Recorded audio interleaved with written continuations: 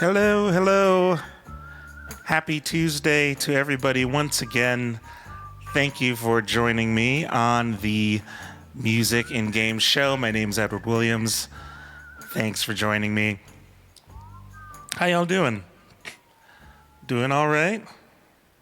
I know we've had some pretty rough news over the weekend with a helicopter crash in LA and everything. Hopefully, the rest of Kobe's family's doing okay, and all the other families that were affected. That's a rough way to hear about somebody losing their life. So, but here we are, and we're gonna celebrate some awesome music and hopefully feel a little uplifted. One of the interesting things about the music for tonight's game is that it does feel very uplifting, I think. A lot of the music in Civilization, which is the game we're going to do Civilization 6 tonight. A lot of the music's really interesting because it's just sometimes it's redone folk tunes of a certain country. Sometimes it's original stuff. Either way, it's fantastic stuff what the composers come up with, and I think it's one of the underrepresented members of like best soundtracks. I think it's a really they do a lot of really great stuff, and Civilization 6 in particular is a fantastic. It's just a fantastic soundtrack. Like I've had the game since Civilization 4, and I really enjoyed it. But again, I'm like I said in the chat, I'm terrible at these games, so I'll just have some fun and try to make it at least a little bit sporting. But I really got into them with Civ 5, and when they changed up the design and everything. And so I'm looking forward to sharing Civ 6 with you tonight, because Civ 6 I really, really like, and I think the music is exceptional in it. And tonight's going to be kind of mostly themed around Civ, because there has been some great music from the Civ games in the past. So that's what we'll be focusing on a lot tonight. I've got a bunch of new moving parts to this show as well. So if things take a little longer to get started, get set up or whatever, then that's just me working out kinks and scrambling around in the background to make things work. But at any rate, we're going to get started with the track of the show. And the track of the show I'm going to demonstrate through a video that I happened across on YouTube not too long ago. And it's I'm going to do a different video, but I was introduced to this song by a video of a choir. I can't remember the name of the choir. It was a multi-generational, multicultural choir. And they were performing in front of America's Got Talent. And it's incredible, like, what they were able to do with it. So what I discovered was this particular choir performed the theme song for Civilization 4, which is called Baba Yetu. That's Swahili for the Lord Father. And this particular song was composed by one Christopher Tin, and he basically took the Lord's Prayer and rewrote it in Swahili and composed a song around it.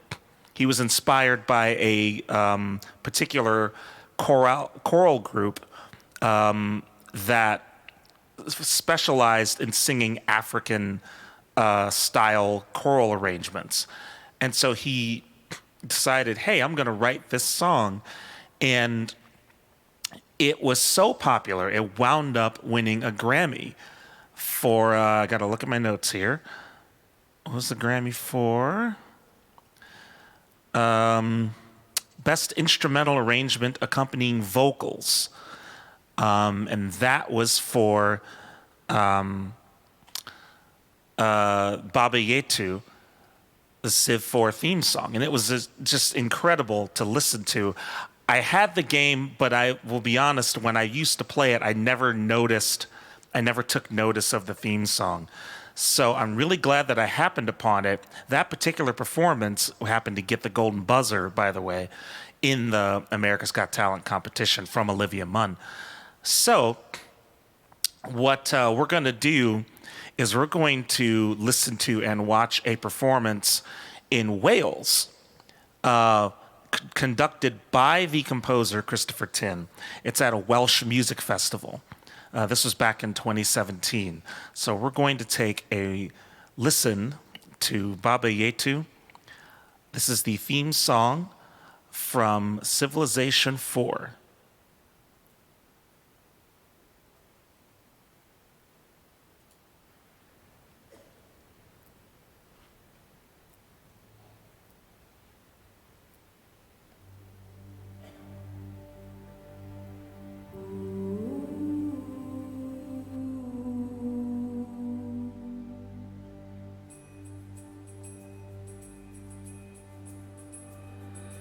Baba yetu yetu liye mbinguni yetu yetu amina. Baba yetu yetu liye jina lako litukuzwe. Baba yetu yetu liye mbinguni yetu yetu amina. Baba yetu yetu liye jina lako litukuzwe. Tukalo chakula chetu chinga cheutaji utusamehe makosa yetu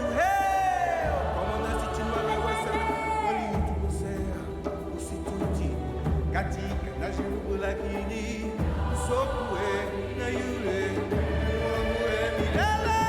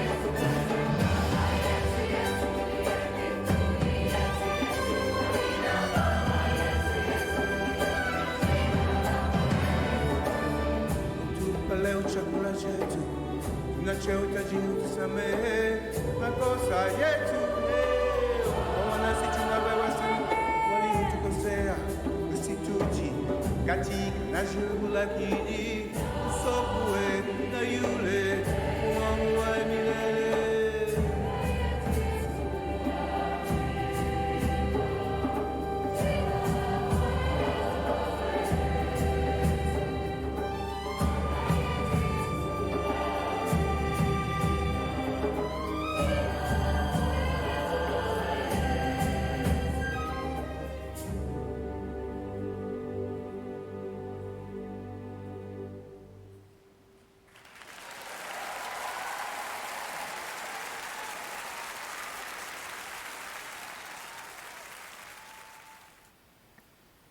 So that was Baba Yetu, the the theme song written for Sid Meier's Civilization 4. Again, it's the Lord's Prayer in Swahili, arranged in a really cool, just modern, contemporary way, and it's fantastic. Hey, Ash, how you doing? Yeah, it is a beautiful song. I was really, really excited to hear it, and I don't know. There was something about it, especially, yeah, given the news that we all received over the weekend. It was actually nice to find something that was very uplifting. And again, for me, it's special because it's connected to video games, and I love, I absolutely love video games. So it was really cool to see, and especially find the original source. This is on Christopher Tin's channel. So if you like this, you can go to his YouTube channel. He's got all kinds of music there. And he's also on Spotify with his music, whatever he's done for games and his own stuff. So yeah, I hope it feels good, Ash. And you got a shout out too. I like shouting out people. So yeah, Christopher Tin's also on Spotify. He also composed the soundtrack for Off-World Trading Company, which is another really great strategy game that I recommend. I'll have to go back and listen to the music for it, and we may feature it on the show here. But it's also that's also an excellent game. I recommend that. But I also found out that he composed the theme song for Civilization 6, the game that we are going to play tonight. So I did play Off-World Trading Company. It's a real-time it's like a real-time strategy economics game. It's kind of interesting. You mine resources and sell them in real time, and you have to basically get the most money in a particular stage. It's a really interesting concept you don't find very often. So I definitely would recommend giving Off-World Trading Company a look. And now I'm going to have to give it a second look for the soundtrack, because I honestly didn't pay too much attention to it before. But now that I know that the Christopher Tin did the soundtrack, I'm going to have to take a closer look. But what I'm going to do now is on our next, as a follow-up to this, I'm going to show the performance from the same concert. This is another concert. This is another performance in Wales conducted by Christopher Tin. And this is the theme song for Civilization 6. So, in other words, you're a Ferengi. Yeah, it's that's a good. It is actually a Ferengi simulator. Yeah. So we're going to listen to the theme song for Civilization 6 now. This song is called Sogno di Volare.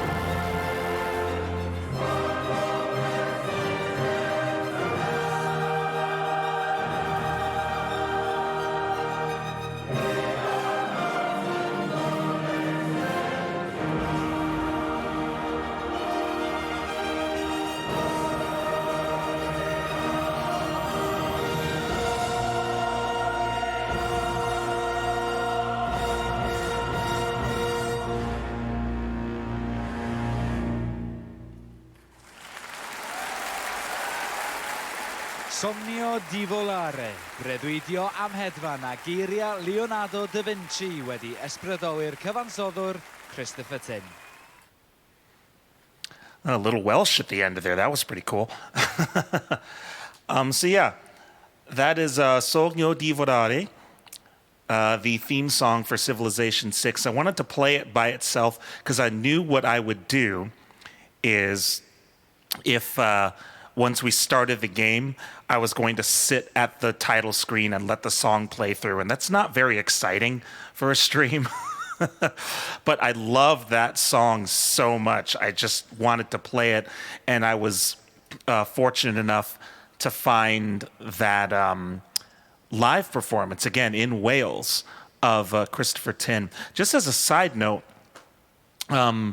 it's interesting to find these two performances in Wales. As some of you know, Ash and I were there not too long ago. And we found out that Wales has a great, they have a great tradition, a great history of vocal performance. It's one of the hallmarks of that country's culture. So it's really interesting to see their chorales perform this music. Yeah, I didn't listen to this all the way through, so at the end I'm like, oh, that's a little Welsh there. So, and too, with some of the titles in the videos, they also put them in Welsh, as is the custom in Wales. But yeah, just, look up Welsh and singing sometime. They have a very rich history of vocal performance in their chorales. And it's not really anything linked with religion like it typically would be. It's more of a community thing. And so it's really cool to see these chorales perform this music. And again, especially video game music. You do see video game music performed in popular chorales or orchestras or whatever from time to time. And it's gaining in popularity as video games gain in popularity. And it's nice to see it kind of highlighted on its own. Without having to play the game, you can appreciate the music for what it is. I think you gain a greater appreciation when you play the game along with the music because you get to see it in context. You get to hear it in context, I should say. But you have a tradition of some orchestras playing video game music. For example, the Boston Pops has on occasion played some music from The Legend of Zelda that I've heard before, which always has had a fantastic soundtrack. And we'll do one of those games as well in this series later on down the line, once I figure out how to get my Switch connected to the computer. But, so those were both composed and arranged by Christopher Tin. Again, you can find his music on Spotify. And I'll put all that info in the show notes, so you can see the show notes at musicingames.online. I usually have them up a few hours after the show, sometimes the next day. And I'll have more information and some thoughts after the show, and you can read through that and do whatever you like. But now we are going to move on. I think SCL Orchestra is done. Oh, yeah, they probably have. They've had a pretty good orchestra in St. Louis. I don't think I ever went to see anything like that. I don't think we ever did, because I'm not sure they were doing it when I was a kid and we went to the symphony series. But orchestras are starting to do, as more music enters this age where it's becoming recorded live, like Cuphead, for example. Cuphead, Final Fantasy. A lot of these games are using orchestral music or live instrumentation now. And so it's a lot easier for orchestras to get a hold of the music and even invite the composers to perform it or direct it, and conduct it with them. So it's kind of a nice little side hustle for the composers as well. But yeah, we're going to go ahead and move on to the gameplay. So we'll fire up Civilization 6.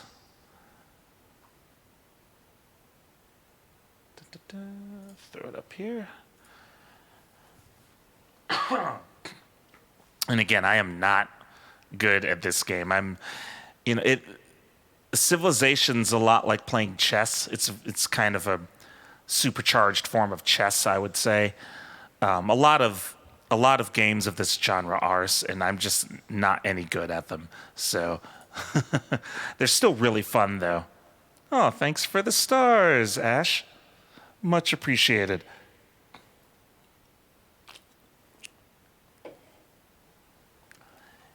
Yeah, hey, yeah, Matt's here too.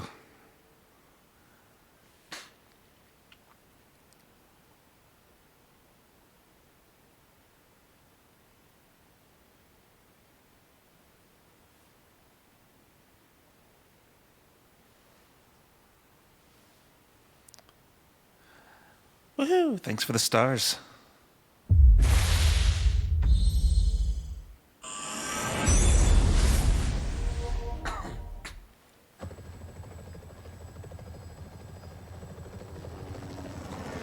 Human advancement knows no boundary.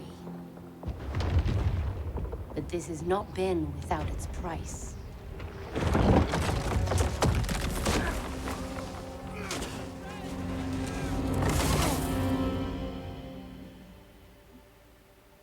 Though we stand at the height of prosperity, we need only look to the past to remember that nature is a power that cannot be ignored.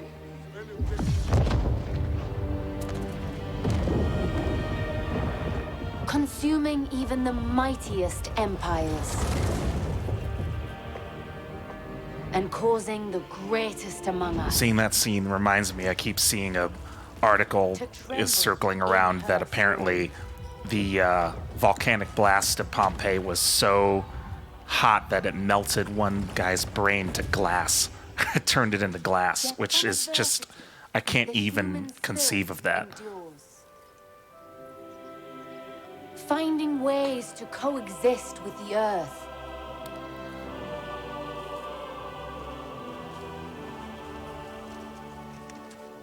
Or bend it to our cause.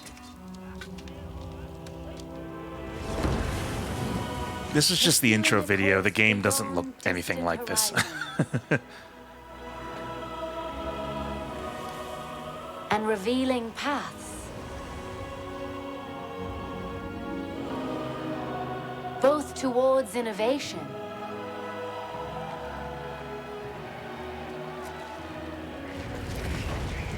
and unintended catastrophe.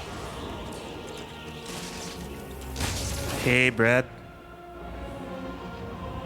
Our survival necessitates new solutions to old problems. To ensure a future, both for ourselves and generations to come. United in purpose, we must now look beyond borders and welcome the dawn of the next era in human civilization.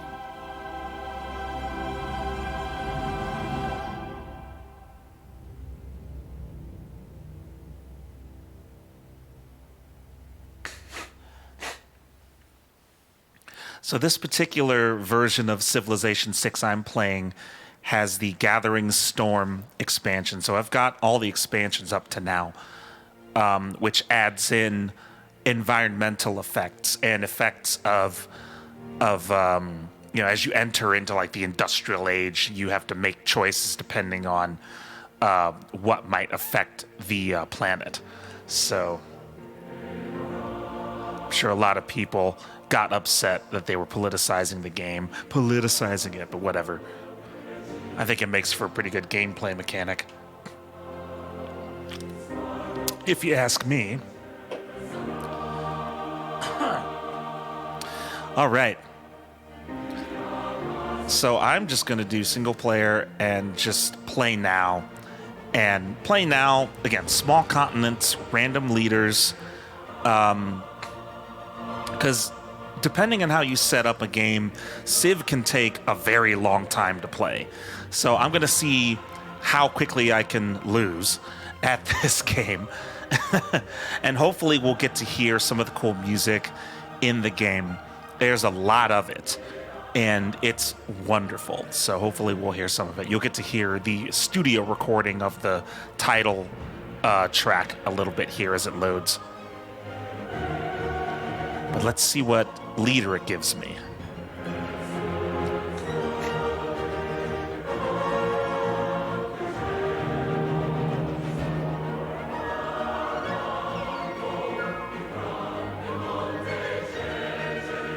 From the first stirrings of life beneath water, Woohoo! Thank you. to beasts of the Stone Age, to man taking his first upright steps, you have come far. Now begins your greatest Oh, look at this. Eleanor of Aquitaine. of civilization. This is a new British leader for the British for the English Empire. The original one is Queen Elizabeth First, I believe. No, sorry, Queen Victoria.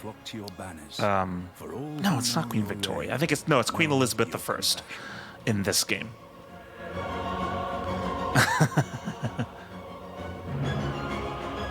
Yeah, I think that's the idea, Ash. That's part of the idea.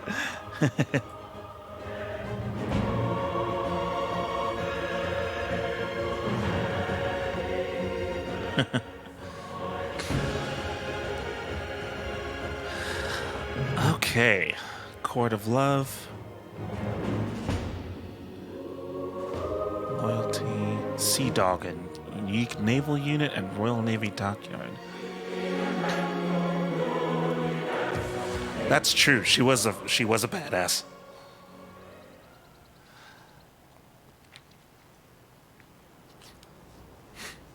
Da-da-da. So this is the game right here.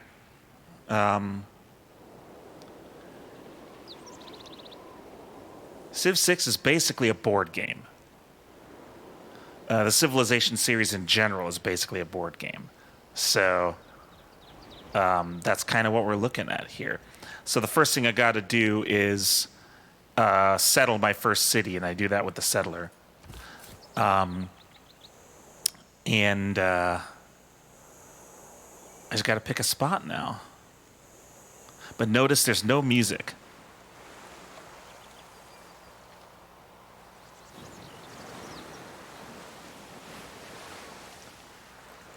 Just the sound of the ocean.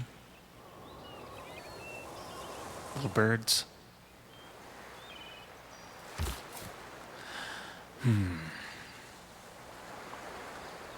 It's kind of nice.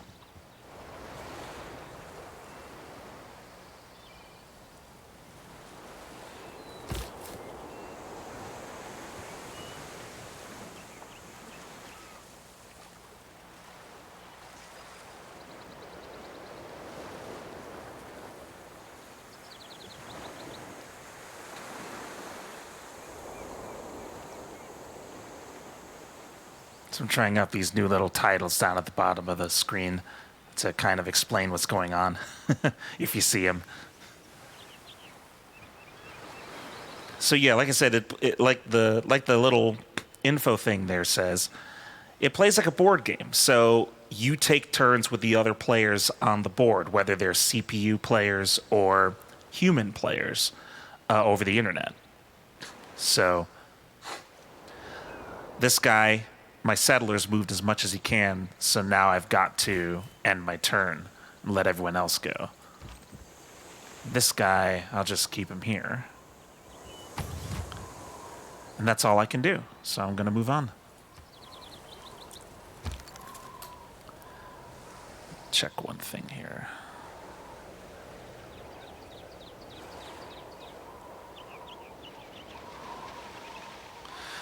All right, so Now it's my turn again.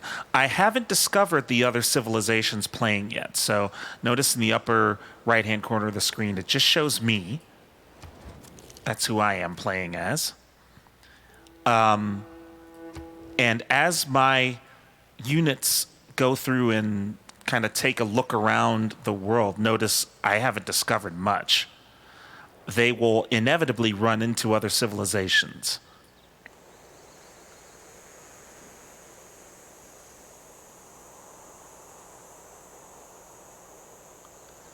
All right. Yeah, we'll settle here. This is not a bad spot. This is not a bad spot, actually, because I got silver over here. I've got amber here. I've got fish there. Citrus is not far away. Deer's not far away. So this might be a pretty good spot. It's also pretty defensible because it's kind of hard to get to from here or from here. I imagine you'd have to come by sea. So, yeah, let's do it.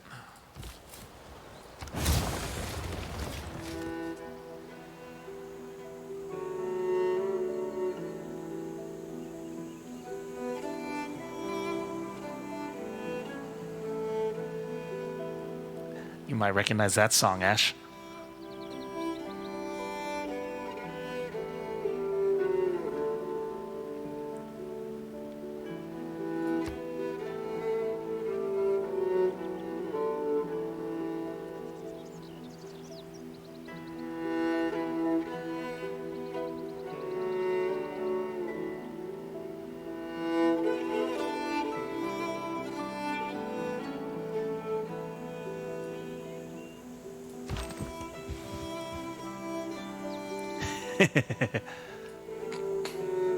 Thanks for the stars. Much appreciated.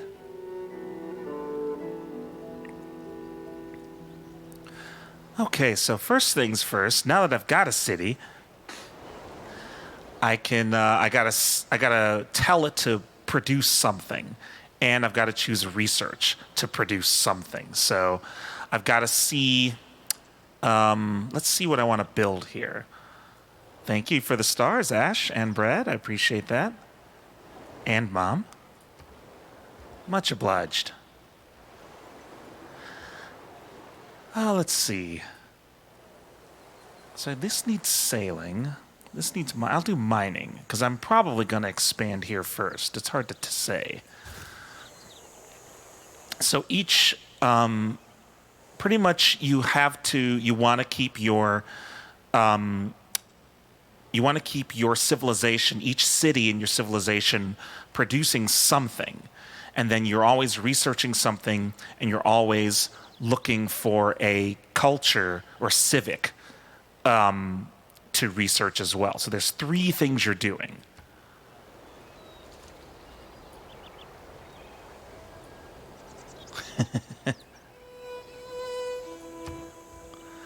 I'll do a monument.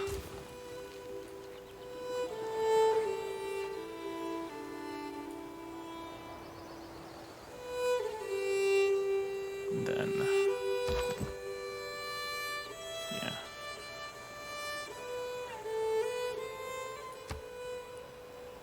Next turn. So this particular game also has a 500 turn limit. I'm not sure if I'll get there at this point, since the turns become far longer as the game progresses. So, but it's kind of nice. The music at the beginning of the game is very low key, and it sort of matches the intensity and age that you're in. It also matches the civilization. So notice the first thing we heard when I settled a British city was an old, famous British folk tune. You hear lots of really cool, like, African songs for the African nations. Lots of cool songs for the like for China and Japan. They really did a great job with the music. So now I'm going to.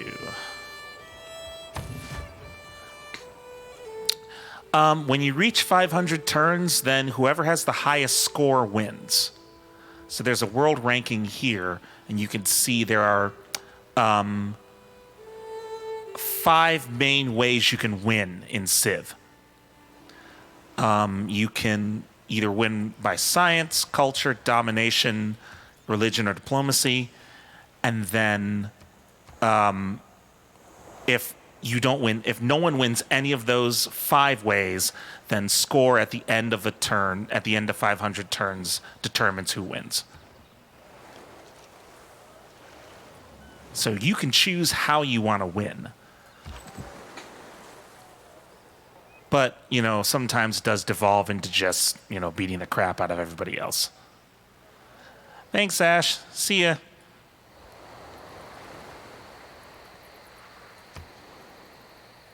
Next turn. And sometimes in the early game, there's not really much happening. You're just kind of waiting for stuff to get built. So...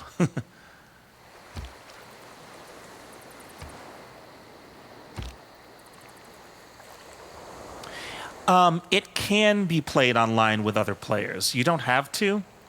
And I think you can do it sort of asymmetrically where you do a turn and then the next person does a turn. There's also hot seat games where everyone's on one computer and you take a turn, then get up, and the next person sits down at the same computer and does their turn, which is kind of fun. I've never done that, but that's another fun way to play. Or you can just play online. I've only done that once.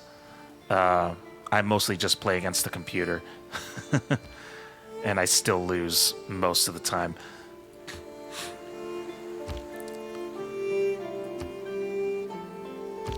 So now notice London has grown. Now I've got a population of 2. So the amount of food your city generates is how it'll grow.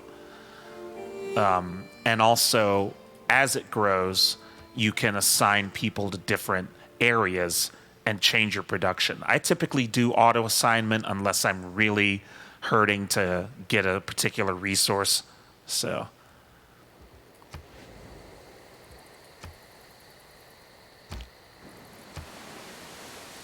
Who deserves more credit than the wife of a coal miner? So now my research is done. Each time you, also a fun little thing about this game, and I think this was present from Civ 4 onwards. I'm not sure if this was in Civ 3. But there are quotes, notice at the bottom, whenever you unlock a new research, a new bit of research or a new civic. And those are typically voiced. So you get to hear a cool, read in a dramatic manner.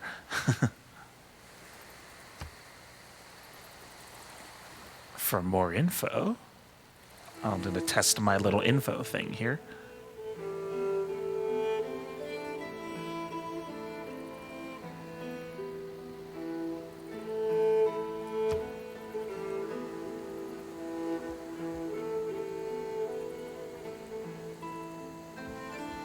What should I research next?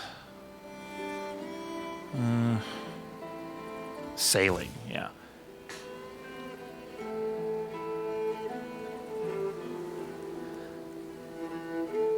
So like the pop-up says, Sean Bean actually did all the narration for the different quotes and all of the quotes and other little intro sequences as well.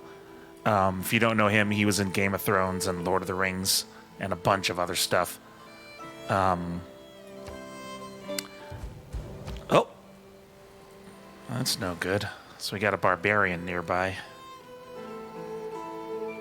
Barbarians are just free roaming units that only attack people. So it's wise to get rid of them as soon as you can, because they can overwhelm a small civ. So I might have to make another guy here and go after them.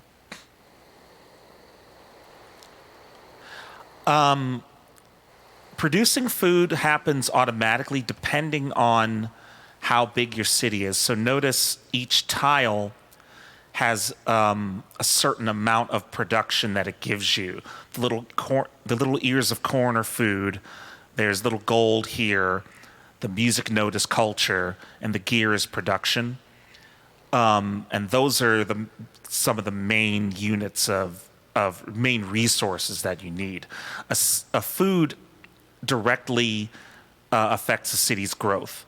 So notice I've got one citizen here on a 2 food tile and one on a 1 food tile. So they will gather the food automatically, and then the city will grow as big as it can, given there's enough food. If your city grows too fast and there's not enough citizens gathering food, then your city can either stop growing or starve. Also, you can improve the food output by building things like farms and other sorts of researching tech upgrades as well. So food is produced automatically, but you research upgrades in order to make the food, make the yield from each of these tiles better.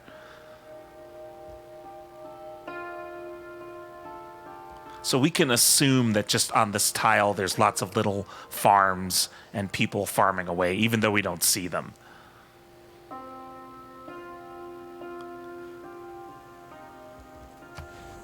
Okay, let's choose our next thinger. I'm going to make another warrior because I'm a little worried about these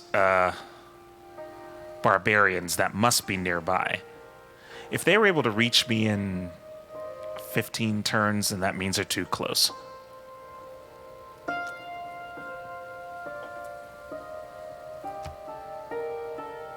At his best, man is the noblest of all animals.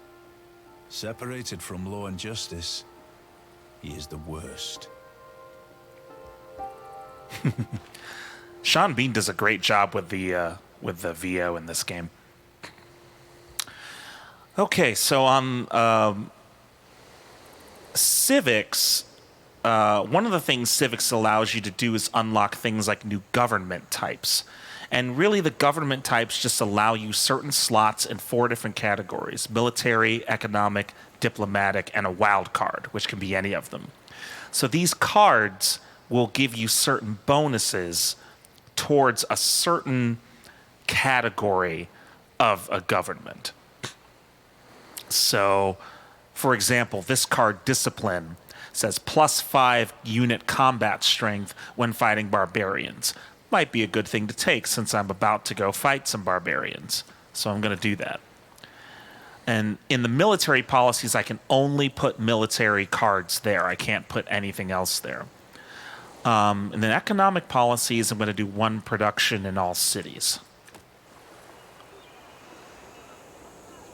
Good to see you, Brad. Take care, man.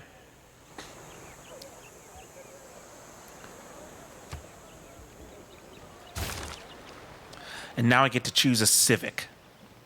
So civics will give you more of these cards, and they also might give you other bonuses and even unlock other units. For example, I'm going to do foreign trade because then I could start trading with other civilizations and city-states when I meet them. And research, just as a note, research progresses based on the amount of science you generate from each city. Civics are given based on how much culture from each city you get. So if you want to research faster, you build buildings and make improvements that give you more science output. If you want to get more civics, you build more buildings and improve tiles to give you more culture.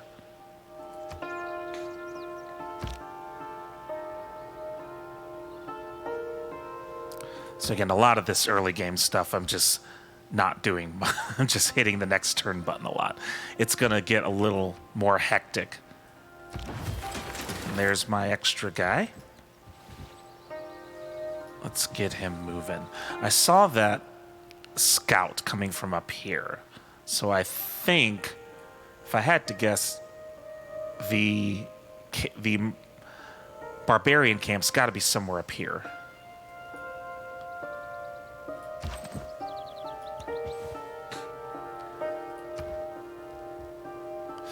Let's get a scout. A scout is a good unit because they can move a lot of tiles in.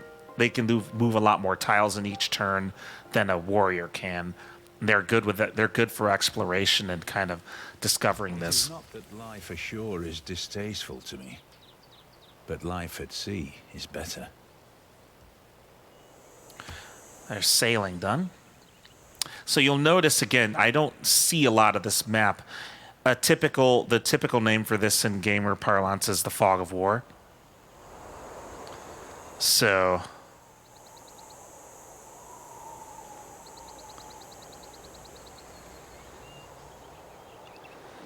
having a scout that's able to explore quickly can reveal a lot of this Fog of War, and that way I'll know what my surrounding landscape looks like. Let's do animal husbandry because I want to get these deer.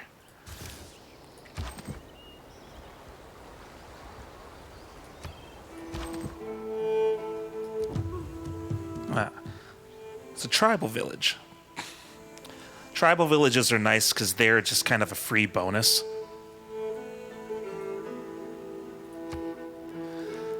So one thing you'll notice that aha, look at this. Here is the barbarian. So they must be coming from here, actually. All right, so I'm gonna fight these guys. They have a slinger, a somewhat ranged unit, but that's okay.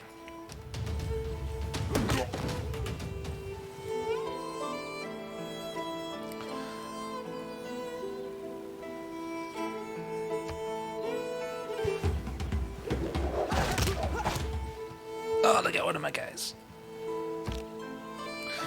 So notice, so when I'm going to attack, I see down at the bottom the likelihood that I'll win. My guy is on the right, their guy's on the left of that information display. So I have a pretty good shot at winning. With this unit, it's a little dicier. I want to finish this guy off, though, so I think I'm going to do that. Units do get weaker as they are damaged, unlike a lot of games where even a low damage unit, a weak unit still does pretty decent damage. In this game, as you weaken the unit, they become weaker as well.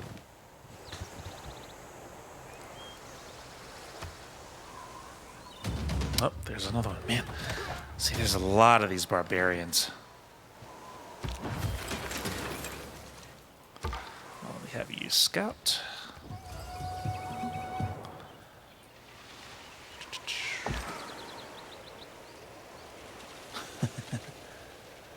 Let's see. I'll play it safe. I'm gonna heal this guy a little bit.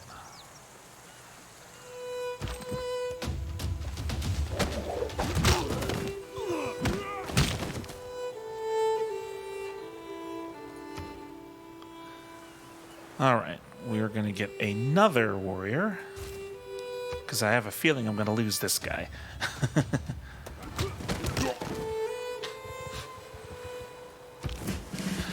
This guy did get promotion, though. That'll help. When you promote a unit, they get, like, I think 50 hit points back, which is very useful. Yeah.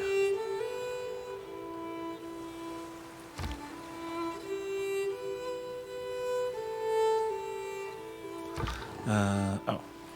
You can go Tribal Village. Get 20 faith.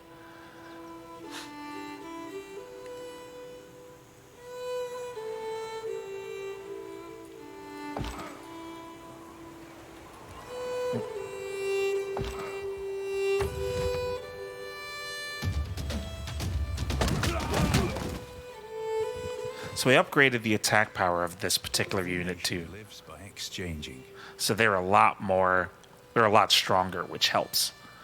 So now I can do traders, but I don't know any other civilizations. I haven't met anything yet, so I'm not sure if it's useful right now, but it'll be useful soon. And I'll do early empire.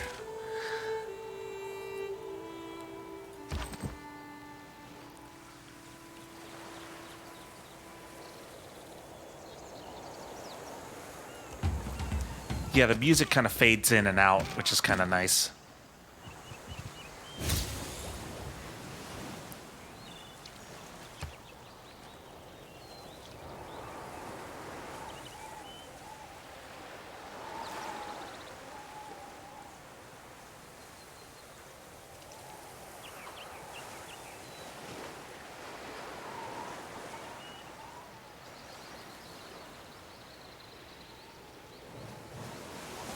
Let's see.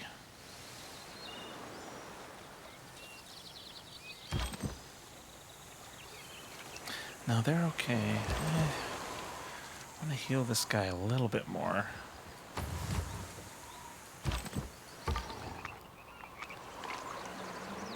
Ah, Kabul. So these are not barbarians. These are warriors from a city-state that must be very close.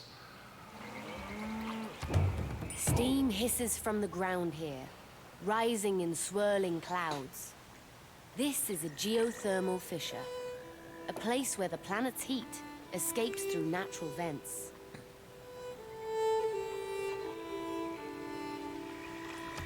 So geothermal fissure is a way you can get power from, geothermal power, but you need to be kind of late in the game to get that.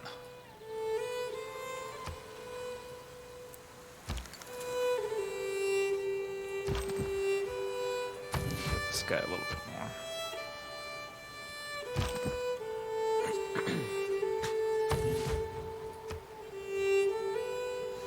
I am fond of pigs. Dogs look up to us. Cats look down on us. Pigs treat us as equals.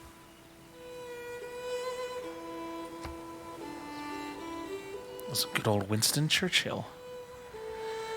Okay, next I'll do archery. Yeah, could use some archers. And I might do a settler so I can get another city. Settlers are the way you can expand your empire, building new cities.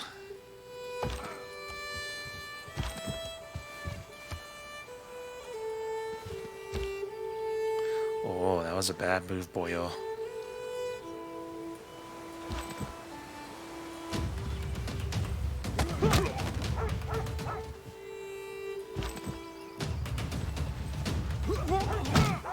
Don't want this guy going back and reporting. Now do we? Ah, there's our barbarian camp.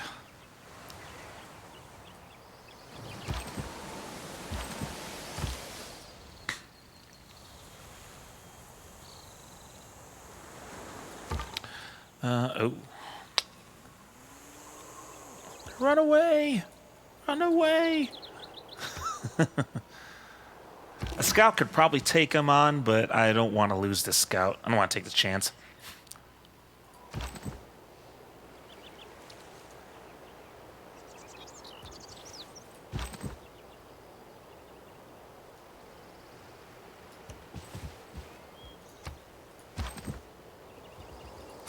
Fortify him until my guys get in position here.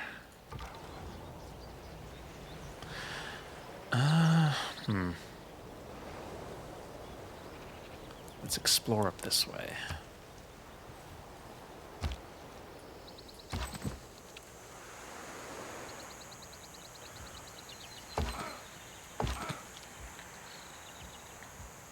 Actually, hang on.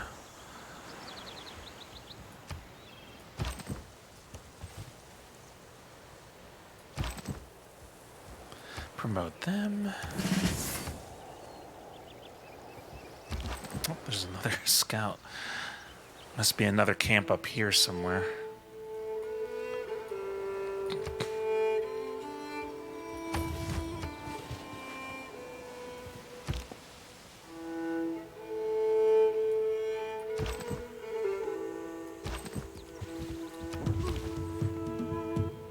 There's another tribal village.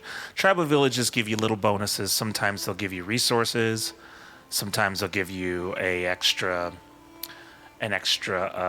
technology boost of some kind. So they're kind of interesting. Interesting little gameplay wrinkle.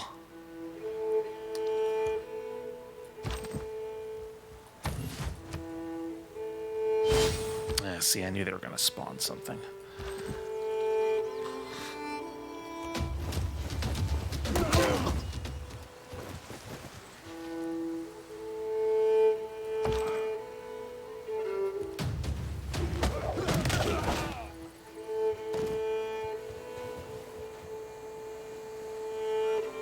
So what I'm worried about over here is that these guys are going to weaken them, and then this unit will come out and finish them off, which is probably what's going to happen. But yeah, I knew it. Not today.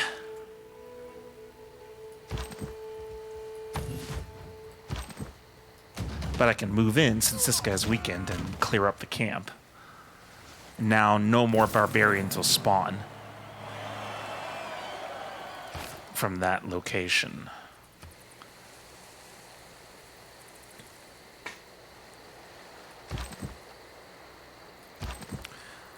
But I do still need to finish these guys off.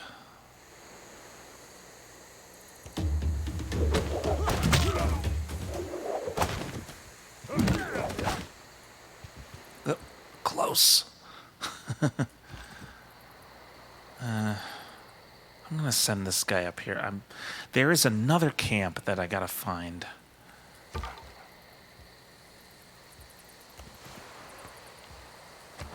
Now, an envoy lets you get bonuses from city-states and also control their militaries sometimes.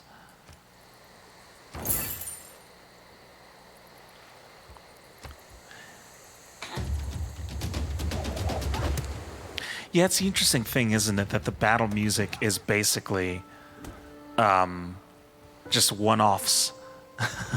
What amounts to a sound effect, you know?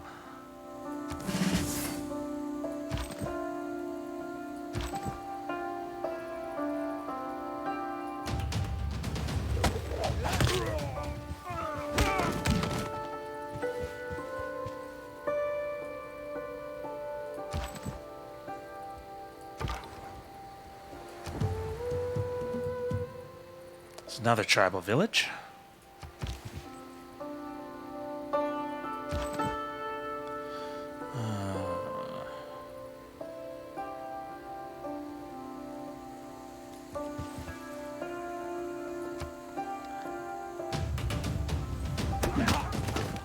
Oh, this scout is getting on my nerves.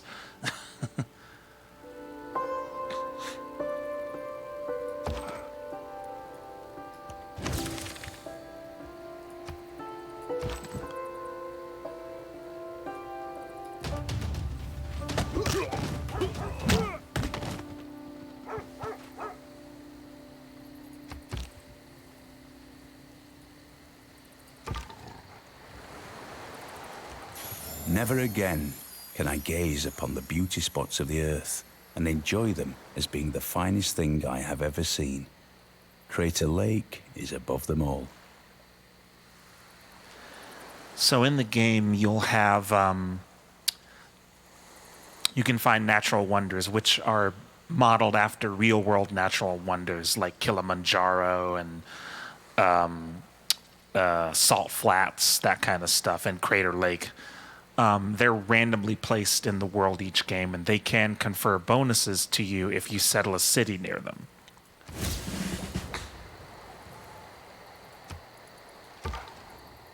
Oh, I got another scout. Oh, there's a scout here. In my city. What are you doing here, pal? Yeah, get out of here. All right, I need to...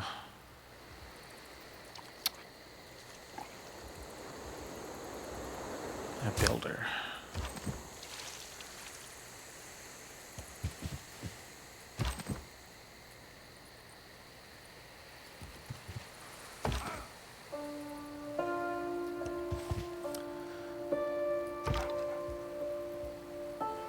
Oh, promotion.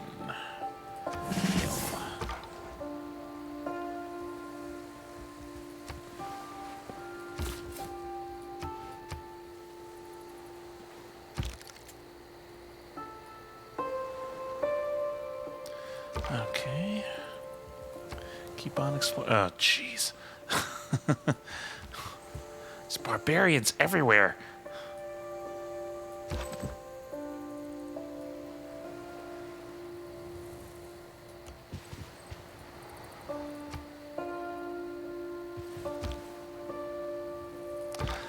Let's get out of here.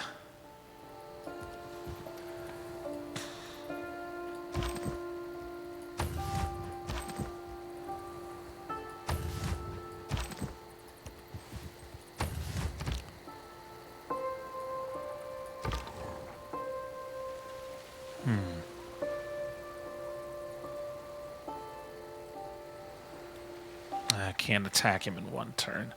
Typically, the scouts are just going to run, so I'm not going to bother chasing him. Oh, it looks like these guys are going to get him anyway.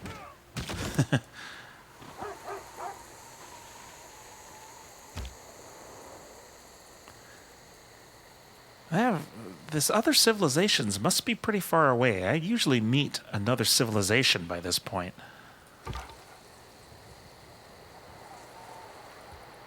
Fortify him. Fortifying raises a defense, so it's kind of nice if you just want to dig in.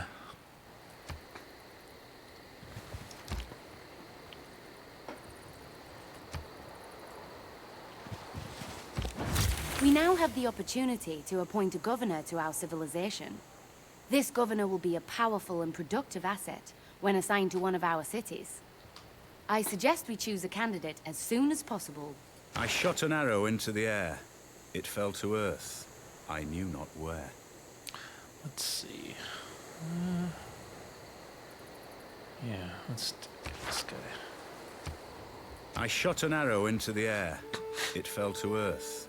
I knew not where. Archery's done. Back over the past, with its changing empires that rose and fell. And you can foresee the future too. Hey, how's it going, Highland Rim Gamer? Good to see you.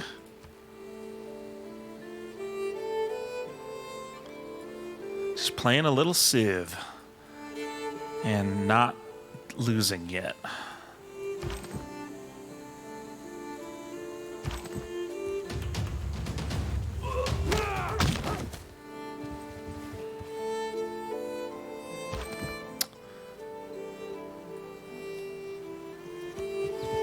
But that will probably change, especially if these freaking barbarians overwhelm me. I don't know.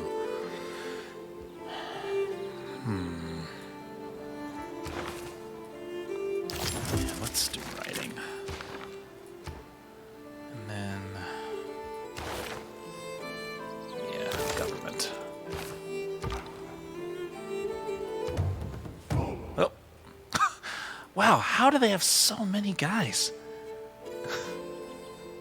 Man, Kabul's been busy. Taking care of all the barbarians over here. It's pretty great.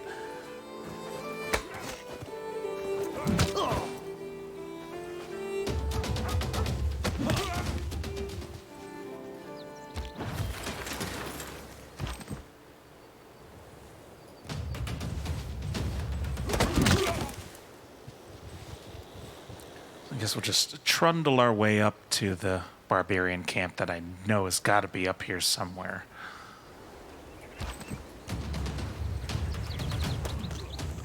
Let's see. Yeah, I'll make an archer. We'll move you on this side.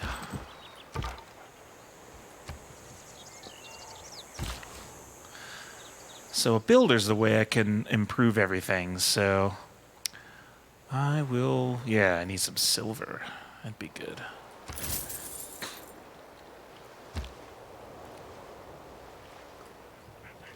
What?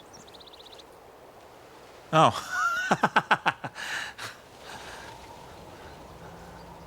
That's kind of nice. So this scout was automatically exploring, I guess. And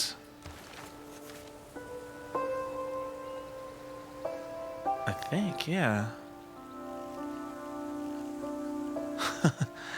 These guys basically wiped out all the barbarians, but the scout, who was again automatically going, I think, swooped in and took the gold for disbanding the camp. That's amazing.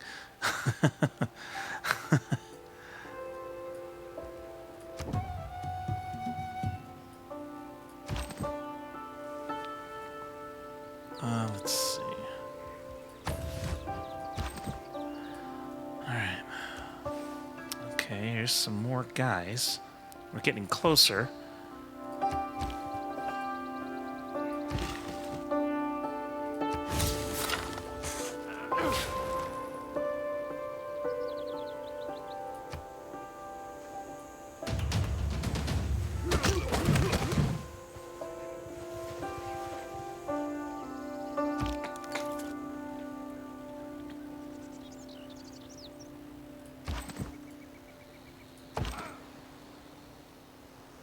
Oh, it's a fight you want, is it?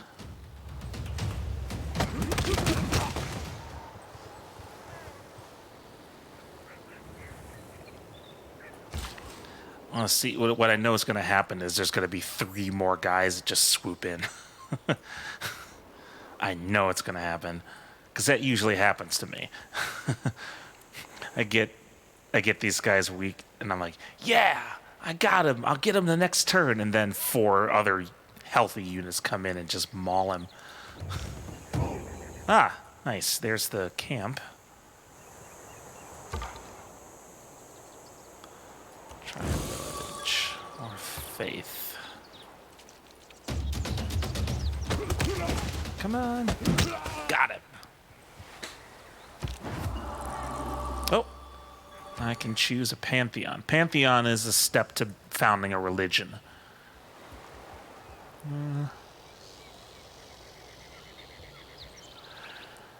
Let's see.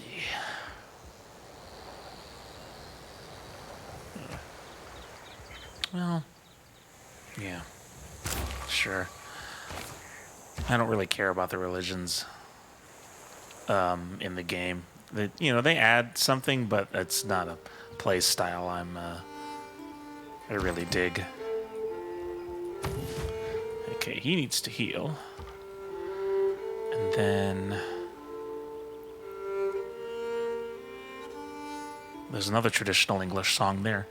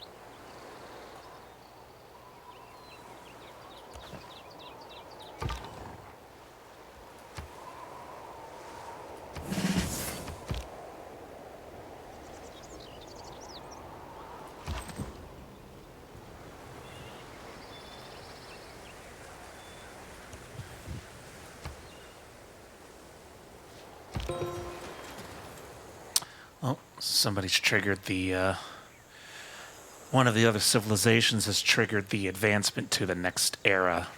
So, it used to be in the game, in this game, and in most of the Civ games, you would progress through the different eras at your own pace. And that was the way Civ 6 was at first. But with the Rise and Fall expansion, they introduced a couple of different major game mechanics that basically negated that. So now it's kind of a race to see who triggers the next age first. And then once that happens, everybody moves up to the next age, whether you're ready or not. And sometimes that can give you a penalty if you're not ready. And you can tell if you're ready by down here in the action button, there's a little ring around it. And that will signify how your civilization is affected the next time, in the next age. So you might get bonuses, you might get a lot of bonuses, you might get no bonuses, or you might get penalties. So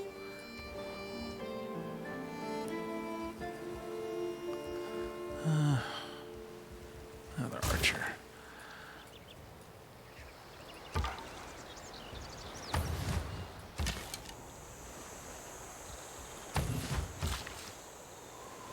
Without craftsmanship, inspiration is a mere reed shaken in the wind.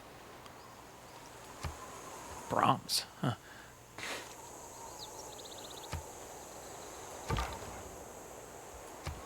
This volcano is quiet now, but it could erupt again at some point in the future.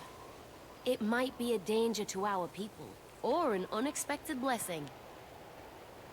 This is part of the Gathering Storm expansion, so they introduce environmental factors at this point.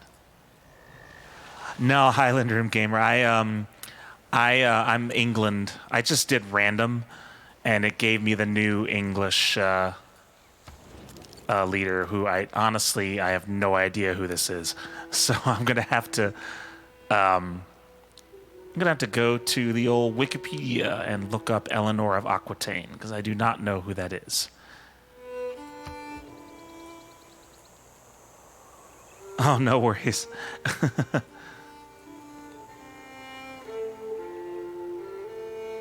I get America sometimes, though. Teddy Roosevelt, I think, is the guy in this one. I forget who it was in Civ 5. I forget who they had. I know it's Teddy Roosevelt in this game. I'm surprised they haven't added another American leader in this game, because they've added there's two English leaders. There's two. I think there's two Indian leaders. There's two. I think there's two Spanish leaders. Huh. Oh, no kidding. Performed on the ancient medieval tracks in the game. I'm going to look up the Discogs and see if they're probably listed if they filled out the credits for the music. That's awesome. Well, whoever they were, they did a great job.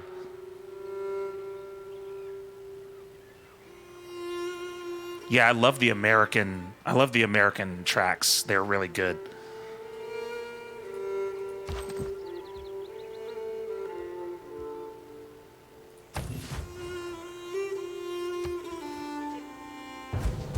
No man ever wetted Pete's clay sake. and then left it. As if there would be... See, this always happens. Like, I'll approach, and then they just spawn a unit, like, right there. I knew it was going to happen. So now that guy's surrounded. That's okay.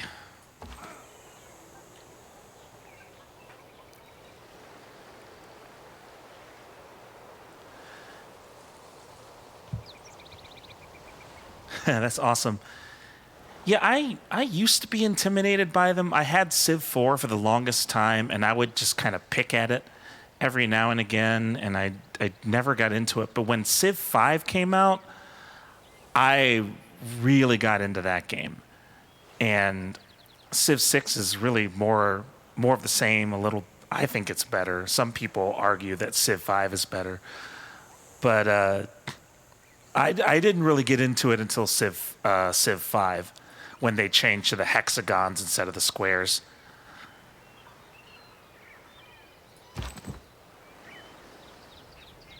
Let's see.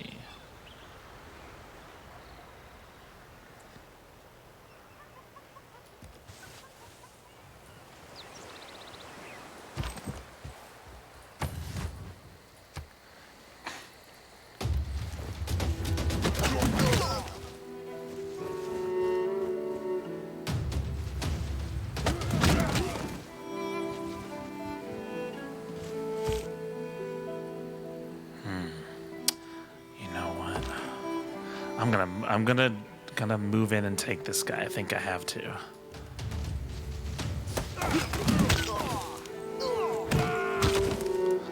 Getting rid of the camp is the priority.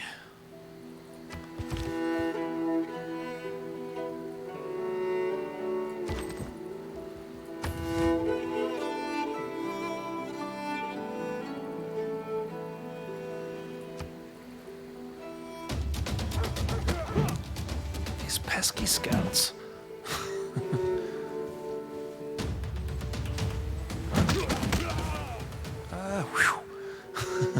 I thought that guy was done for. All right. You wait there.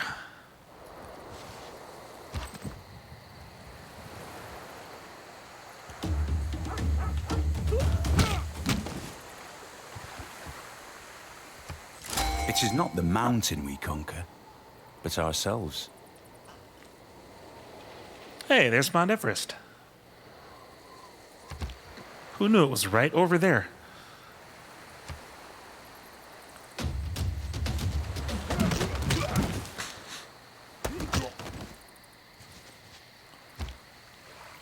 Luckily, these barbarians are making terrible strategic choices, so I haven't lost any units to them yet.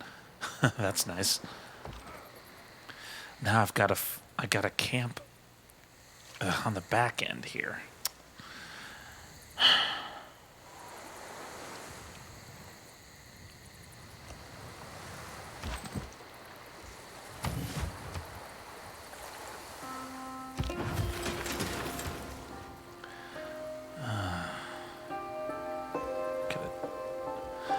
Greenery.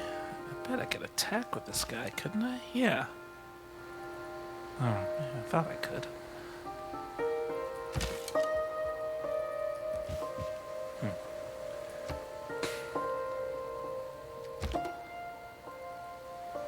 I don't know.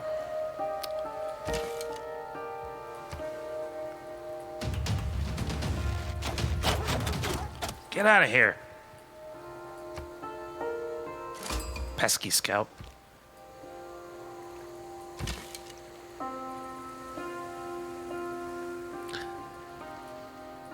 Ah, so here's another. This is another, see, Candy. It's another city-state. I still have yet to see another civilization, though. Huh. Wow, that's weird. And this isn't that big of a map. I wonder how many other civilizations there are. Like I said, I usually have found one by now.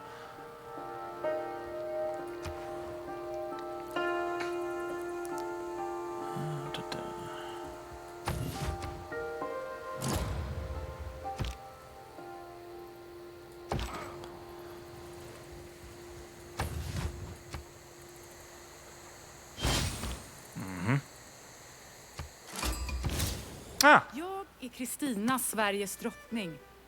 Patron av konst och litteratur. Hälsar jag en annan kunskapsälskande person? Sweden.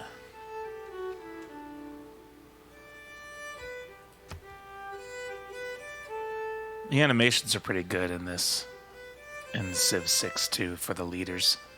Although I really liked them in Civ 5 as well. They'd be like against this majestic backdrop. It would be really cool.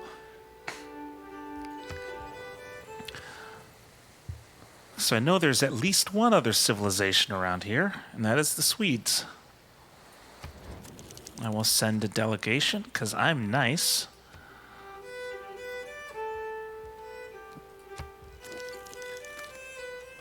And also, that delegate can maybe feed me some info on what's happening over in Sweden.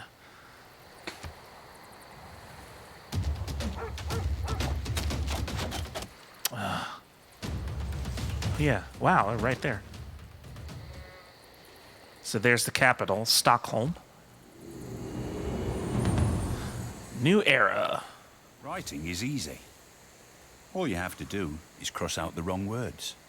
Of course, Mark Twain said that. So at the start of each age, I get to make a dedication. It's basically I can get a bonus that can help me through this particular era, I should say, not age. That's Age of Empires. In this particular era, it's a normal age. It's a normal era, so I get to pick one dedication. So I'm going to do the Eureka. Because each time I get a Eureka, I'll get an extra bonus score, which will hopefully get me into a golden era the next time. So we'll see. Let's see. Oh, yeah, navigation. Brits have a pretty good navy, so I should probably focus on naval stuff.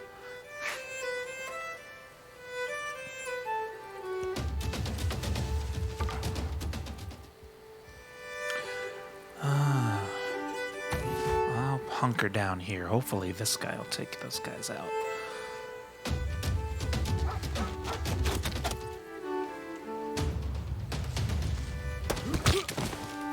I'm beset by barbarians on all sides.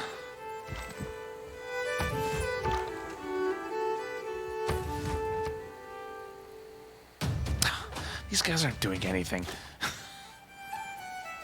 Alright, so I gotta move these guys.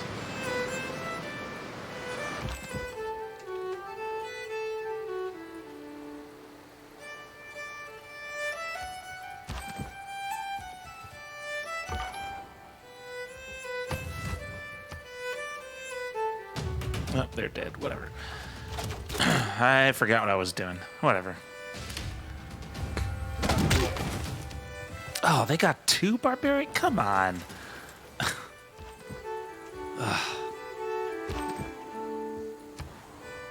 Let's see. Great Bath. So I'll build a campus. Let's see. Man, there's not... I don't get bonuses. Well, let's put it there.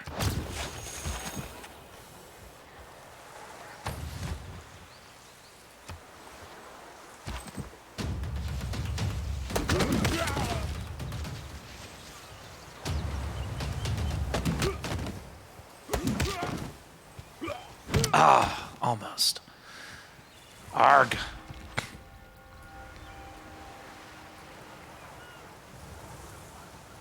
Yeah, it does start to get a little more difficult as your empire grows. It's part of the challenge. Okay, I'm gonna have to bring my archers in.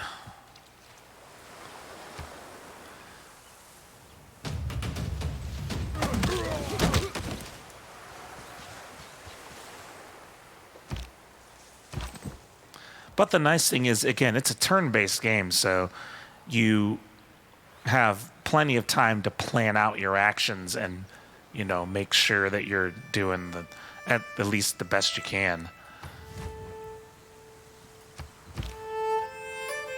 Of course, there's archers here.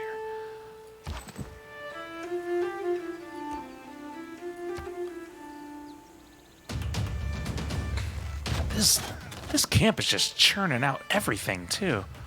Man. Give it a rest. Okay. That's fine. I'll just draw you out.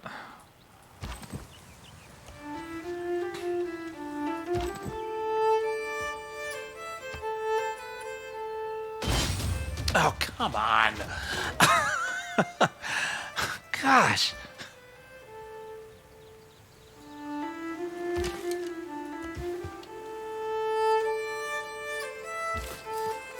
This one barbarian camp is going to be the death of me.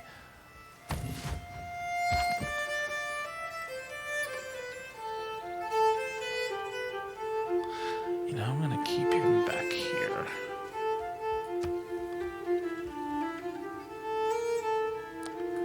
See what this guy does.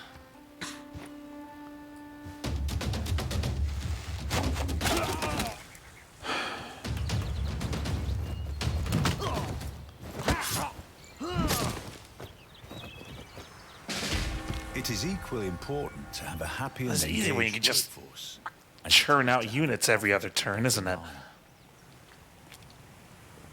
What's happened sometimes with these barbarian camps, they just pump out unit after unit, and it makes it really difficult to kill them sometimes.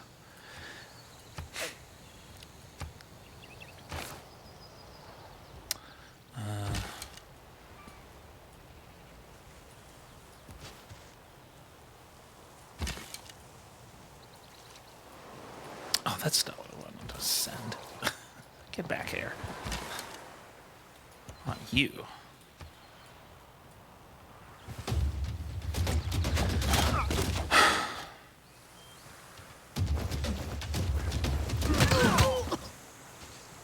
All right. A physician without a knowledge of his...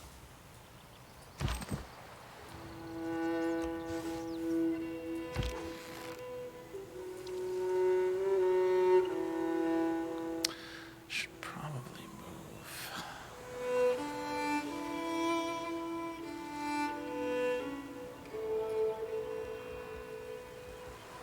No, I gotta start attacking these guys.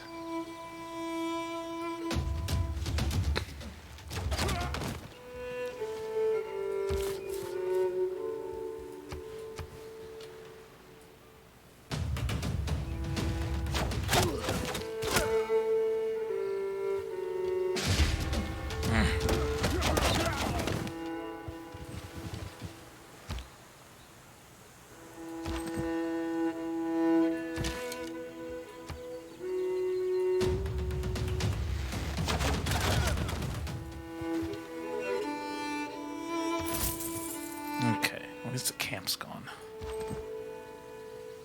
Oh, and I can get these guys. Nice. Yeah, those are barbarians. They just kind of sprout up randomly in the wilds of your of the areas. The more sophisticated and spread out your civilizations become, the less often you encounter barbarians. They get pushed basically to the unsettled areas of the map. Because they want to be left alone. Now I'm going to look for a place to put this next city. This might be good. Yeah, actually, I will do that. Alright, head home, guys.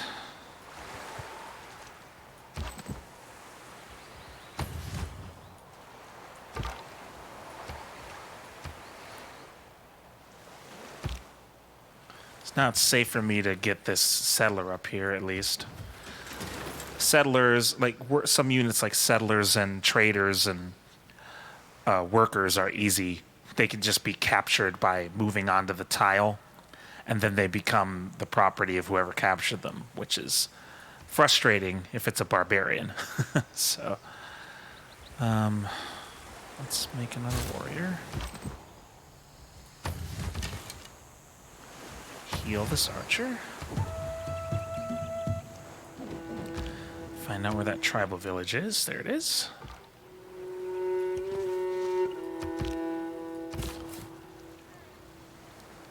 And we'll make a city here.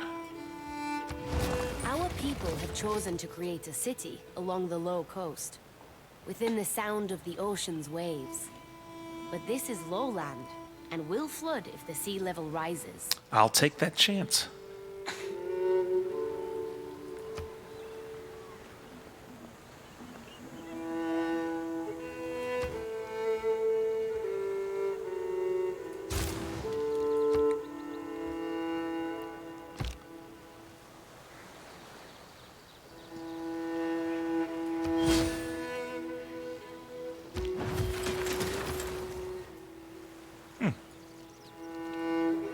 Oh, that must have been what the village gave me.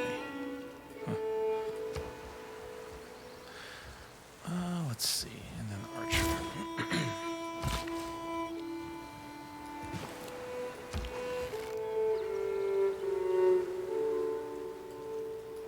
Oops.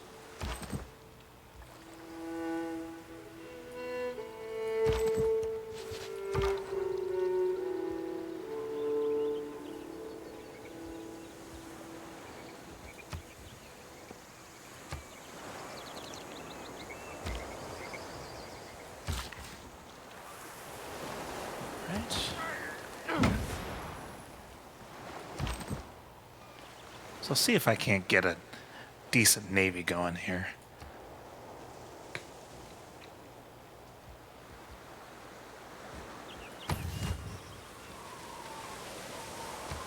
In the next few minutes.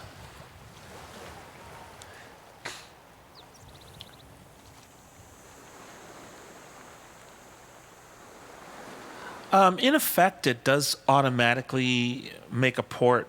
There, you can build ships and, send them out and all that stuff if you build a city on a coastline.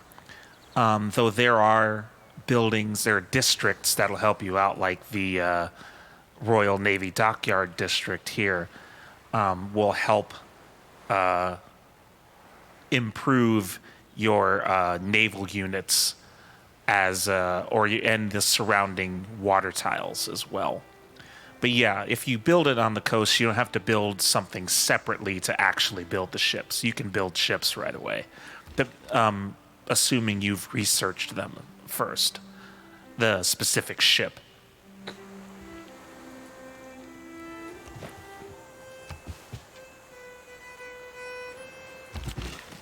Oops.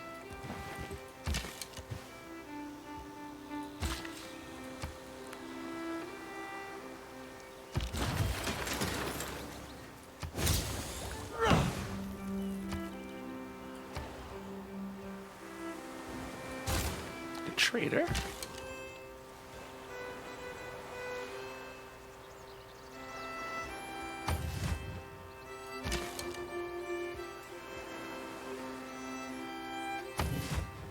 Yeah, I'm just playing against the computer.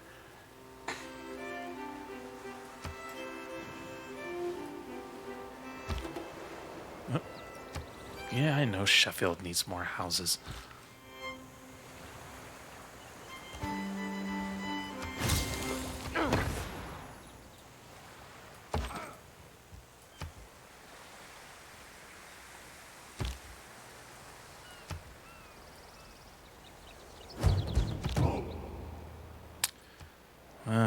See, there's another freaking barbarian outpost. Well, we're taking care of that right quick.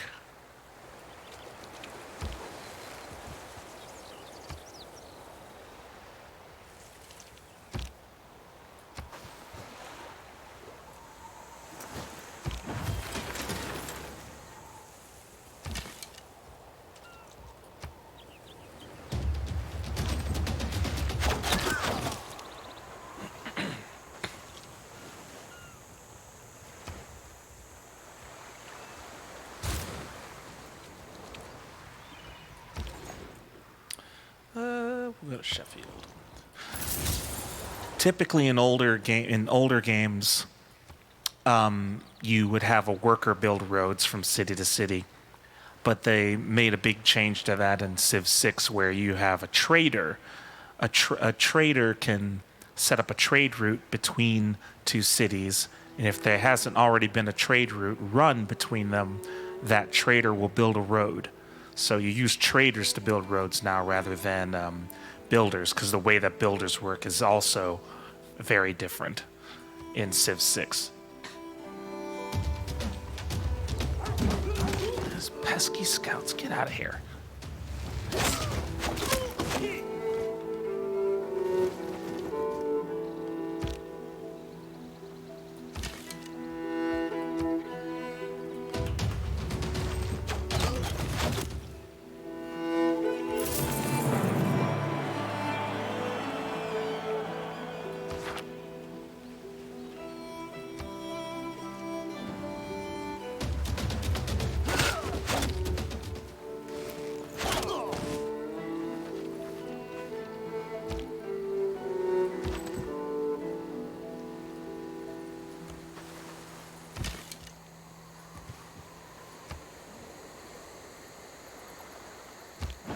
Oh, look at that. My delegate's name is Alice.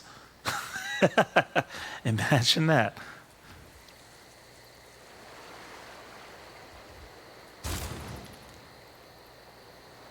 I think there is some good synergy going on with my audience and the games that I'm playing.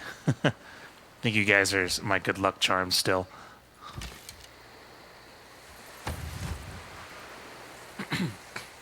I do not choose the delegate names, by the way. Those are randomly generated.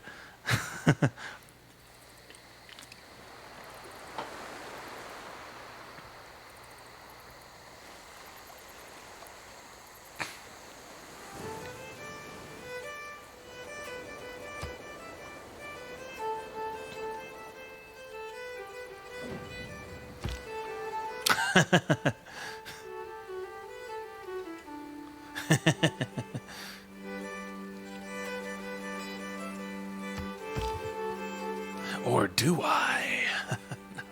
No, I don't really.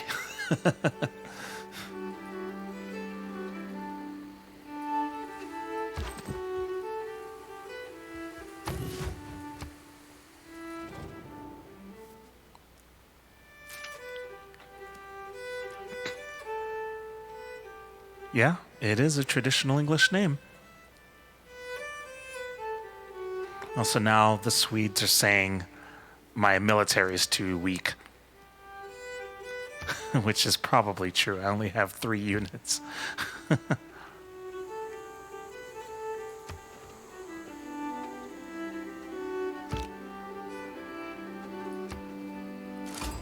Ah, 한국의 선덕 여왕은 당신을 인정합니다. 우리의 만남은 예견됐습니다. Korea. So we have at least 2 other civilizations.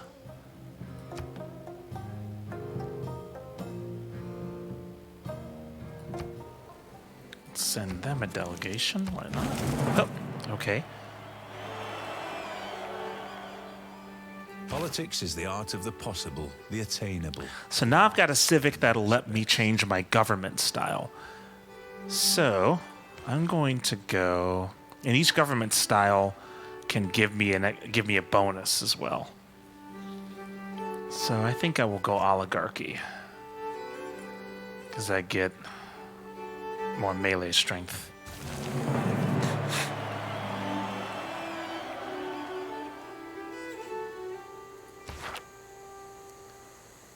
Let's see. So now I've got more diplomatic policy cards, which give me more envoys, which I can use to influence city-states. Sure. And then I get a wild card, so I can put any type of slot there. Any type of card there. So I'll do trade and gold. Traders. Games and recreation. Stay there.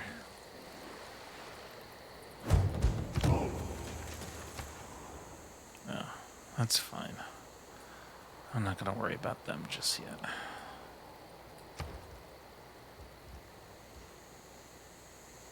Floodplain. Let's see.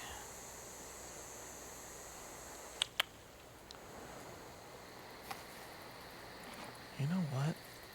We'll get another city there.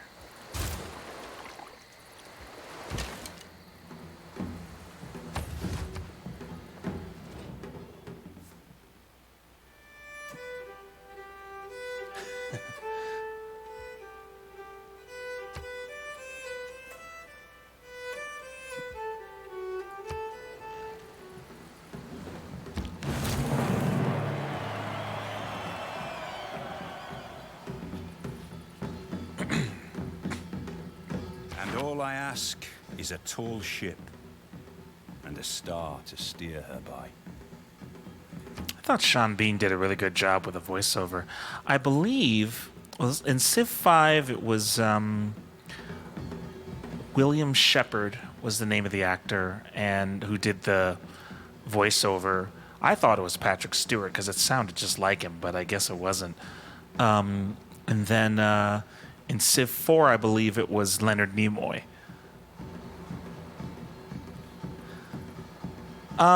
It gets a little harder to build cities as you go along, mainly because there's not much space left on the game board. Once everybody starts expanding, space becomes a premium as everyone builds to gather up more resources. So it can be a little tougher in late game to build cities, unless you happen to discover an unsettled island or something. Yeah, we'll do that.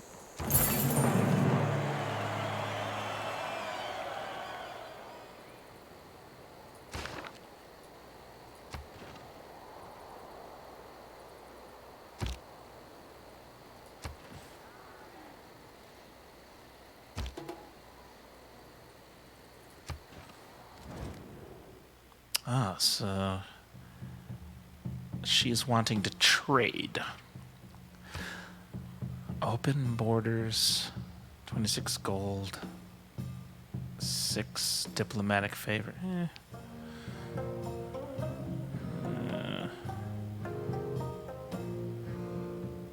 Nah. Sorry. It's a pretty terrible deal. Okay, now I can build this dockyard.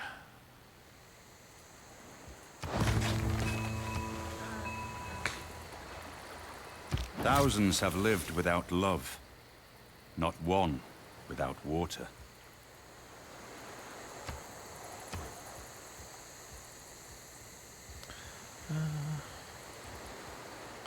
Oh yeah, you know what? Let me do cartography. Still gonna try and lean in on the naval angle here.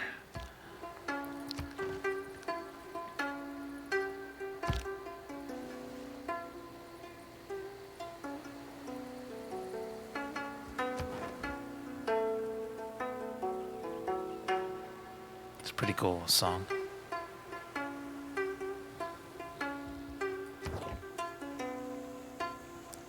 So the music does something interesting here. So notice there are 6 civilizations in this game.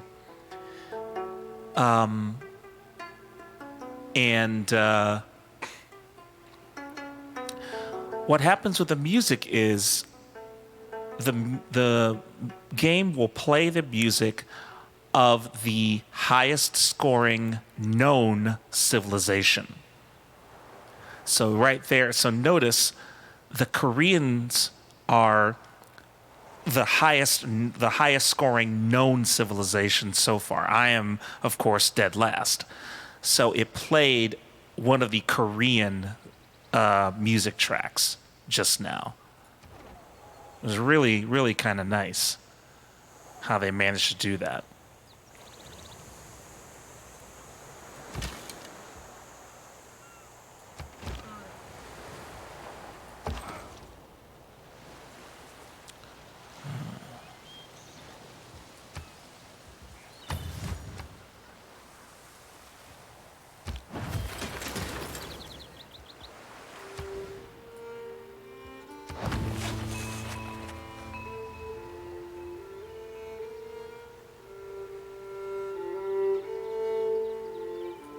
And it's only going to play music from the civilizations that you know of, and that's including yours. So it won't play any music from these other 3, because I don't know who they are. Settler, we'll send you... Oh, there's tea up here. Let's do that.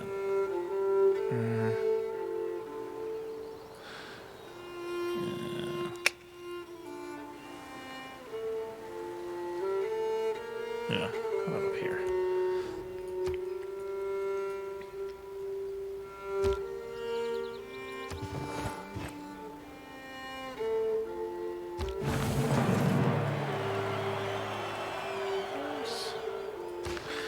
Yeah, the other civilizations, I haven't interacted with them yet, and they haven't interacted with me yet.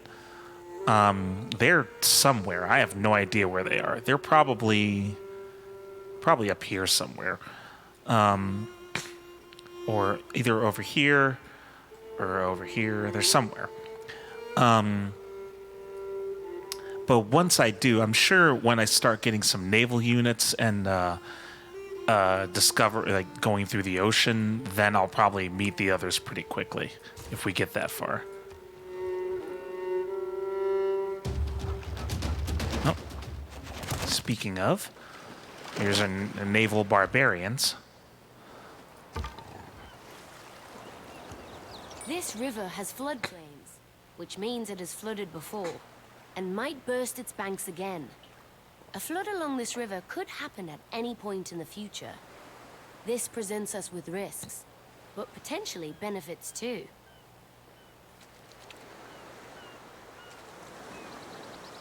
Yeah, the nice thing about floodplains, you do take a risk, and if you settle a city on a floodplain, it can, like, notice here, the food yield of the tiles along the river are higher, but you run the risk of damage to your city and losing citizens if the river should happen to flood.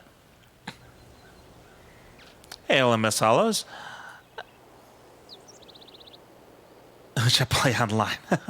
No, I don't like playing online. I mean, I have a few friends that I like to play with, but not so much anymore.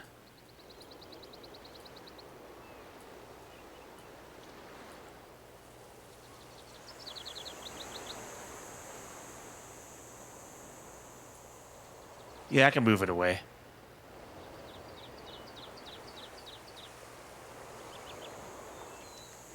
I'm a singer, so I'm used to having it really close to me. Sometimes. Viewers, maybe. Maybe. It depends on the game. Probably not this game.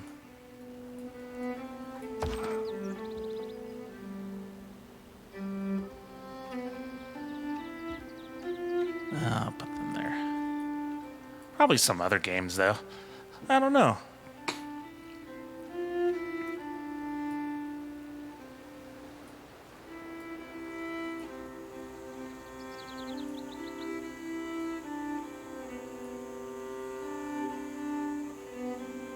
Let's see.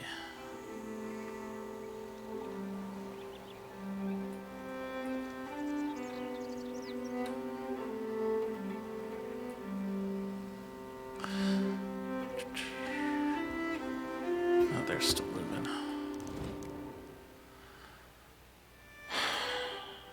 No, I'm not giving you my iron. I need my iron.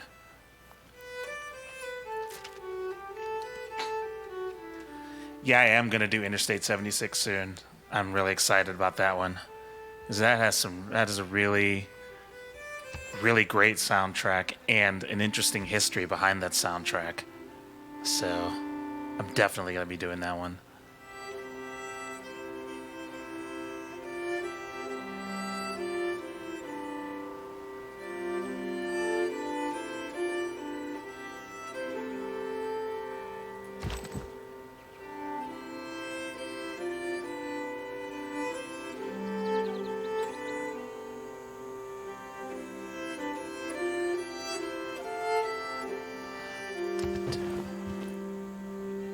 Oh. Looks like Sweden has declared war on Korea. That should be interesting. So they must be right next to each other. Typically that's what happens. There's land disputes that can usually only be settled by war. Big surprise, huh?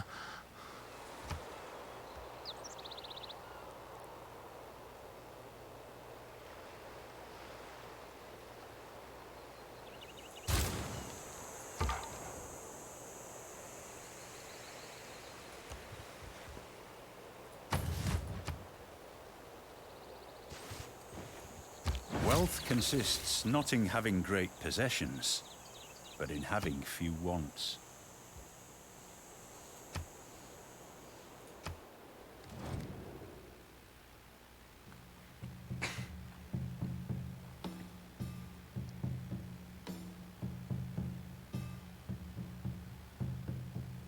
Yeah, that's true. Mostly.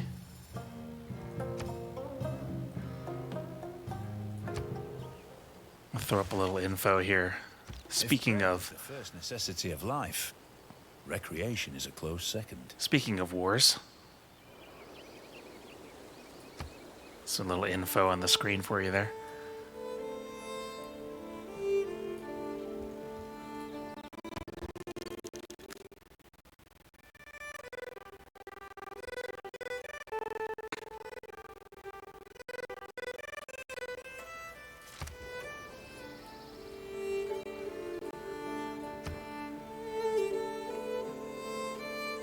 But yeah, speaking of wars, one of the funniest things that I heard about Civ was the nuclear Gandhi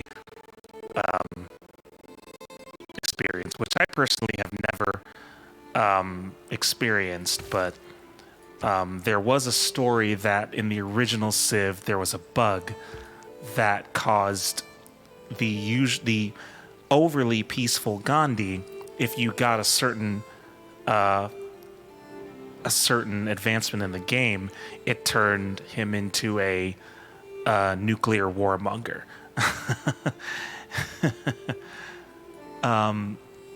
There are conflicting stories as to whether or not that's true, but it is kind of funny to think about nonetheless.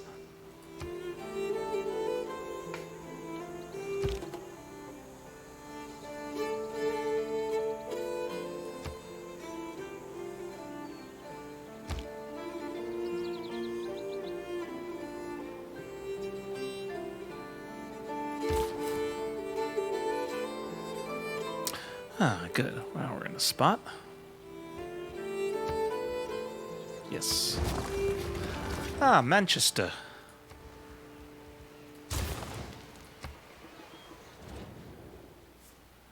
Ah, so now my military's fine.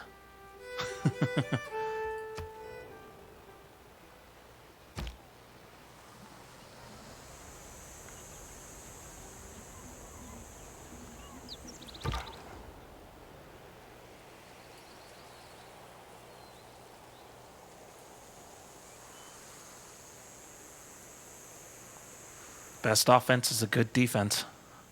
A lot of the time.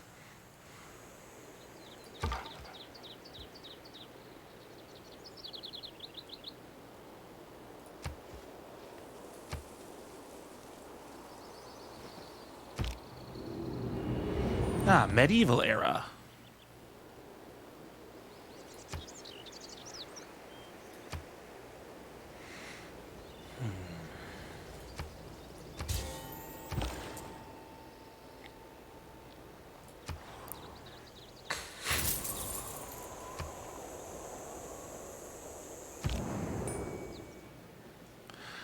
World Congress.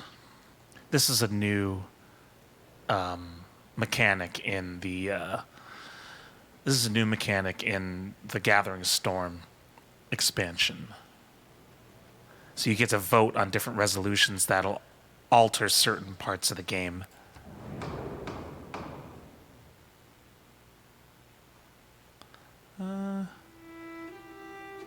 Sure.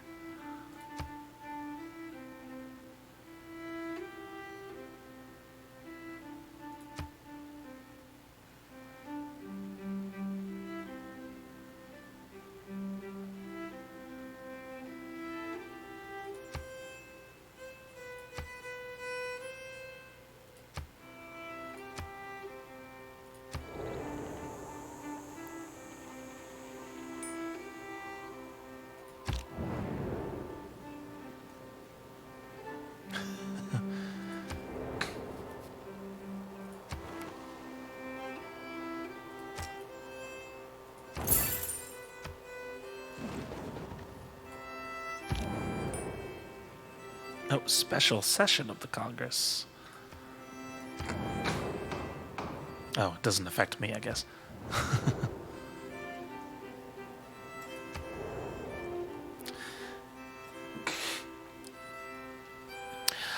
Gathering Storm was in reference to climate change. That's basically what it's a reference to. They added a bunch of nature-related gameplay mechanics to the game, such as volcanoes, earthquakes, dust storms, floods, rising sea levels, and a lot of that can be mitigated or exacerbated by what you do in the late game.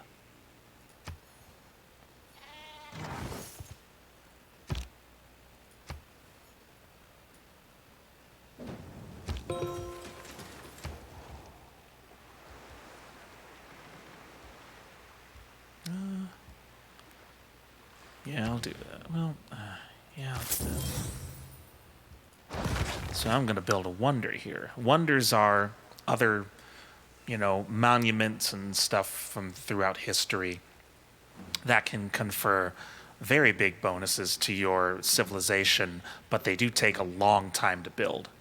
Several, like anywhere from, depending on the production of your city, anywhere from 10 to 70 turns. So, and there can only be one of them in the world at any given time. So if another civilization beats you to it, you can't construct that wonder for yourself.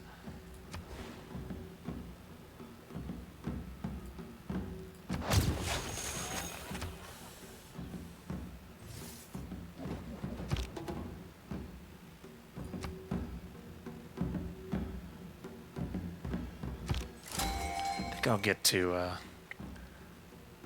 turn 150. Let's see where we're at. Great person. Yeah, the sooner you can build, wonders, the better, because some other civilization will likely beat you to it. Now, and also you can recruit great people, so you get great person points that accumulate throughout the game in all these different categories. And they're really, kind of a way to throw great people in from throughout history. So in this case, I can get the Admiral Themistocles. I'm guessing he's Greek. But I can recruit him for my civilization, and he will confer certain bonuses based on what kind of unit they are.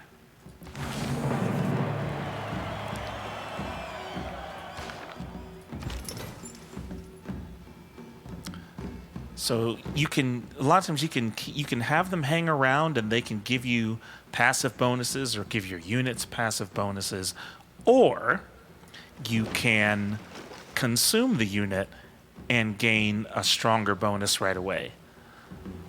So I'm going to do that because he's going to give me a quadrium. I don't know how you pronounce that. Quadrireme, which is a type of naval unit. Now I'm going to do some exploring with my boat. It'll probably get shot. It'll probably get killed, but that's fine. Actually, it won't, because I probably can't. It can't go out in the ocean yet. 다른 이들이 하늘을 향해 나아갈 때 당신은 땅을 파고 있습니다. I love hearing the different languages spoken by these leaders too. That's really fun.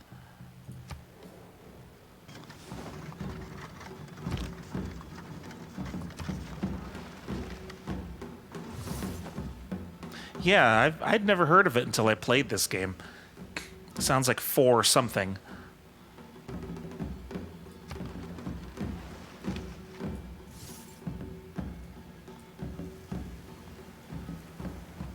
Trout.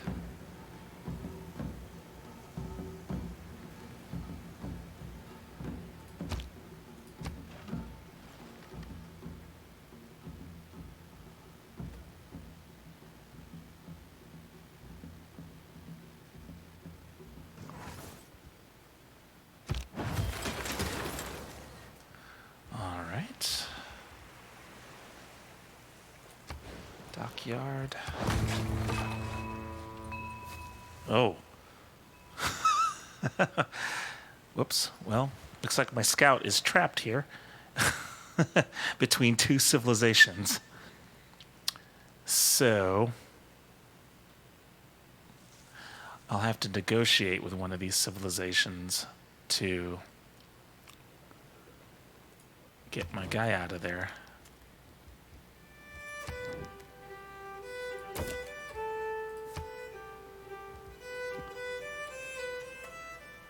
Wait, hang on.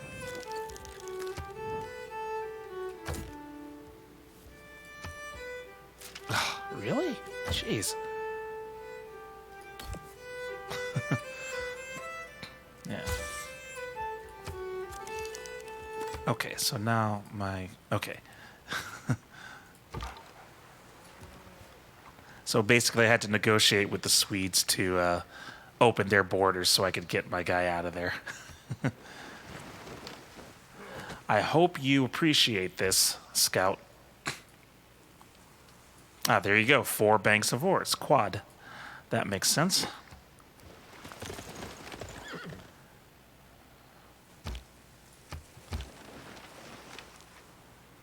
What is the entomology of it? Is it, 'cause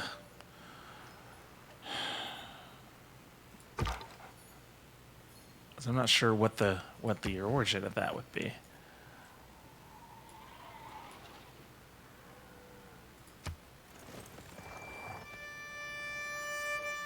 Without mathematics, there's nothing you can do.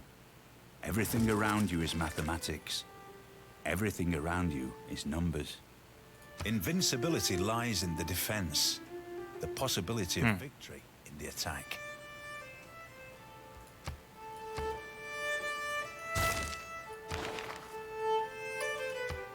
Let me get a new governor. Sheffield.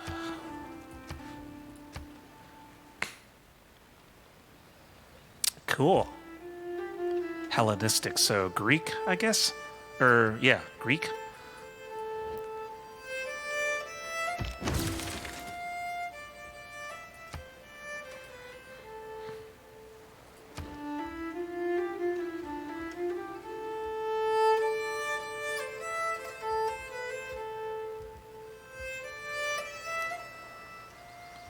Oh, I couldn't complete the lighthouse in time, so I'll get another trader. Someone beat me to it.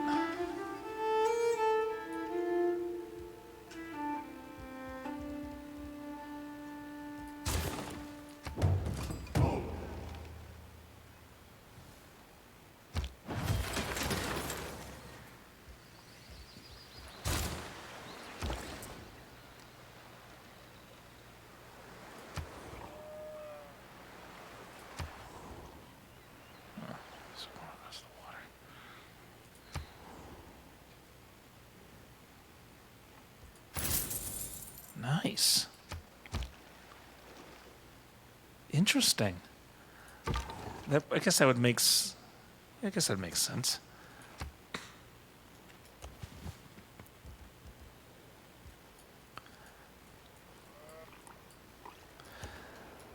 My guess is there's probably another continent down here, or down here, like here on the edges, where the other 3 civilizations are.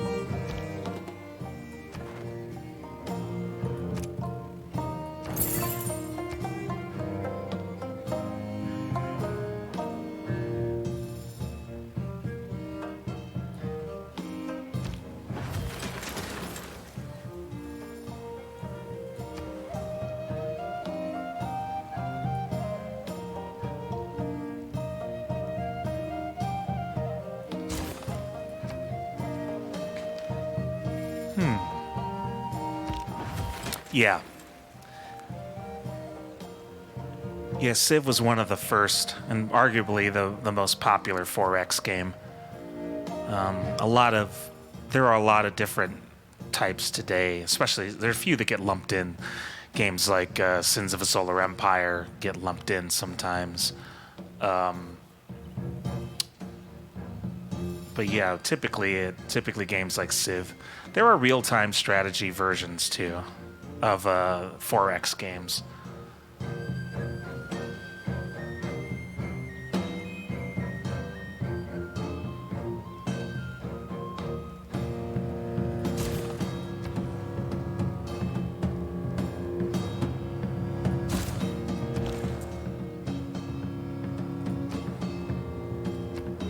Hong Kong, yeah, let's go there. Lots of gold.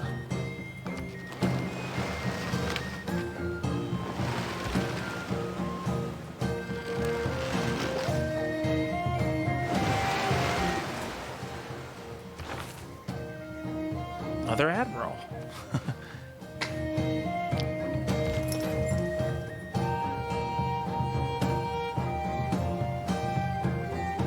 Ooh. So does that mean I get... Oh, nice. So that Great Admiral actually had a pretty huge bonus. It gave me the ability for my... normally I'd have to research this, and all my naval units can now cross ocean tiles. Normally I'd have to research that, but I don't think I do anymore.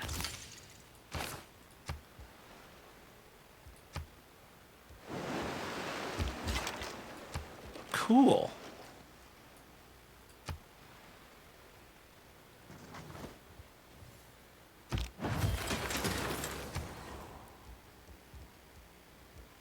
Let's see if this galley will do it.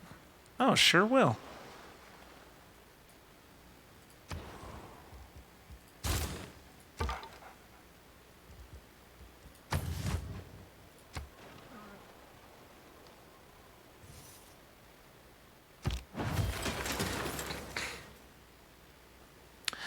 That's a bonus that I chose. I think it's because I've built royal dockyards, I think in every city that I have. Since I built them, they're all generating Great Admiral points. And so I accumulate those at a pretty high clip. Certain districts in your cities, like the campus here, will generate... if someone's working in them, they will generate a certain type of great person point. So a campus, for example, would be a great scientist point. So somebody like Einstein, you would be able to recruit eventually. And it's all out of order. It doesn't matter what time period the person's in. But yeah, they will confer bonuses. So I think, but you can also choose to pass up an admiral if their bonus isn't exactly what you need. Pass up a great person.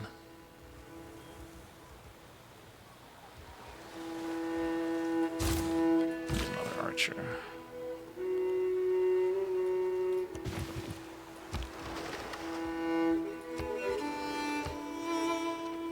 Need a fishing boat. So I got fish here that I need to get.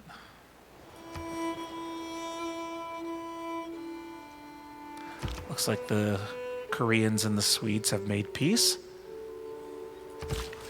It doesn't look like... Huh.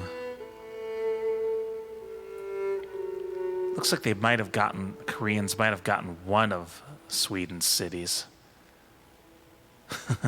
Doesn't look like there was much damage, though.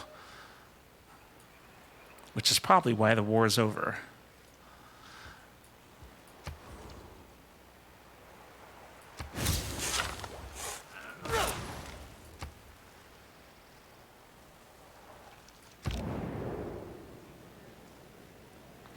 Back to Congress.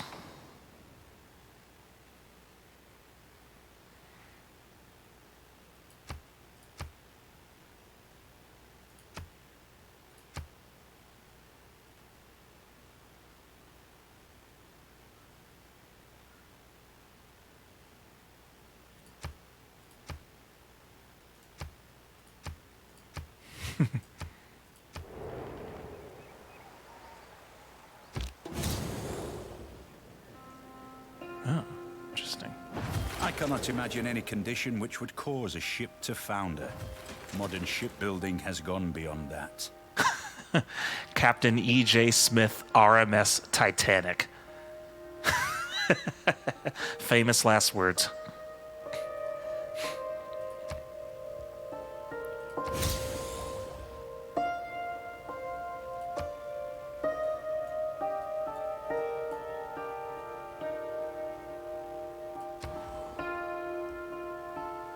Yeah, we'll do the Colossus.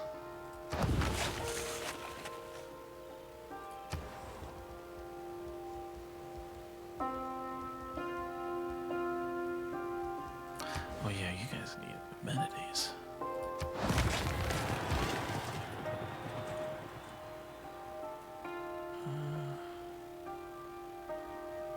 Oh yeah.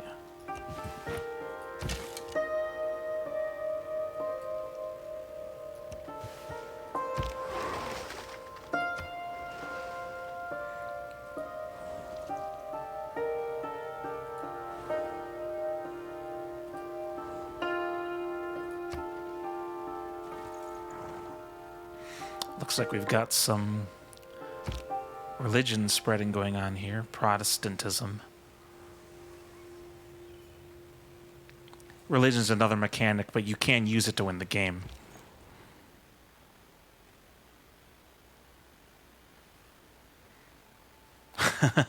Nice.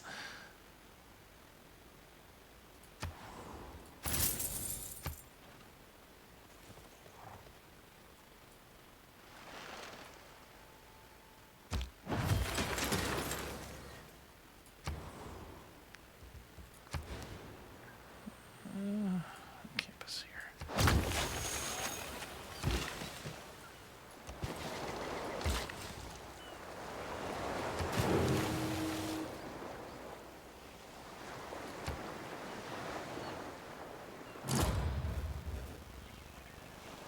No hour of life is wasted that is spent in the saddle.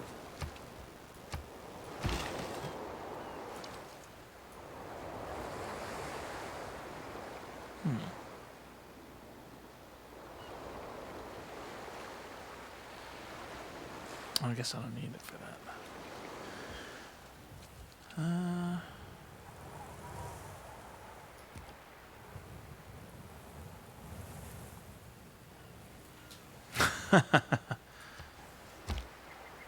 The definition of insanity, right?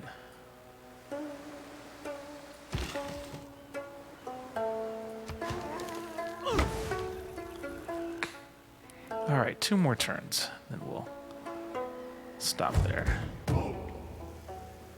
Oh, a drought hitting my land.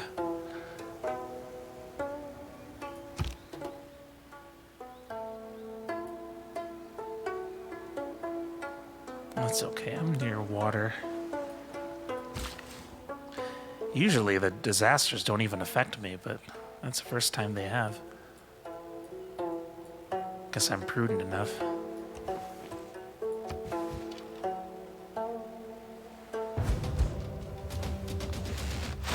Barbarians. Oh, jeez.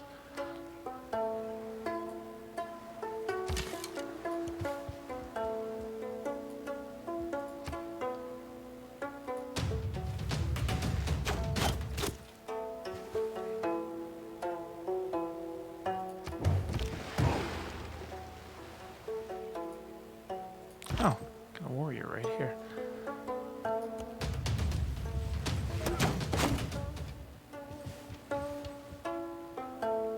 Tough archers, jeez.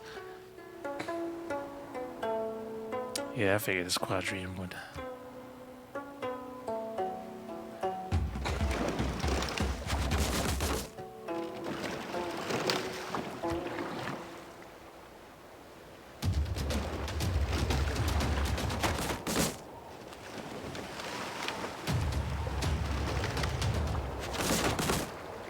I figured that. That's alright, though. They were mostly scouts anyway, so I'm not too worried about losing them.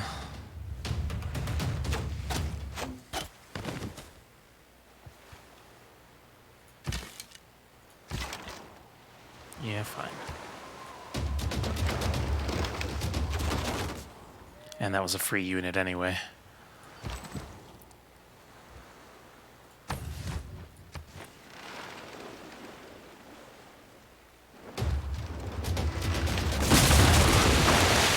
Wah, wah.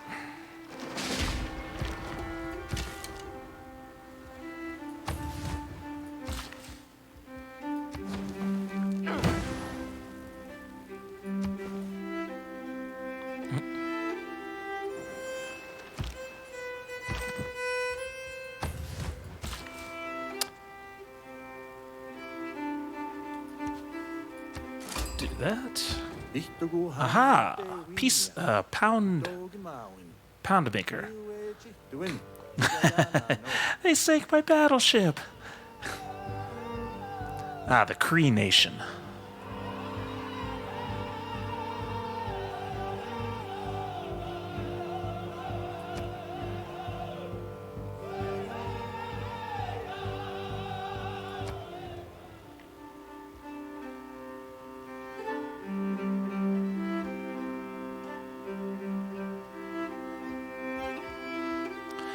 All right, I think it's a good place to stop there.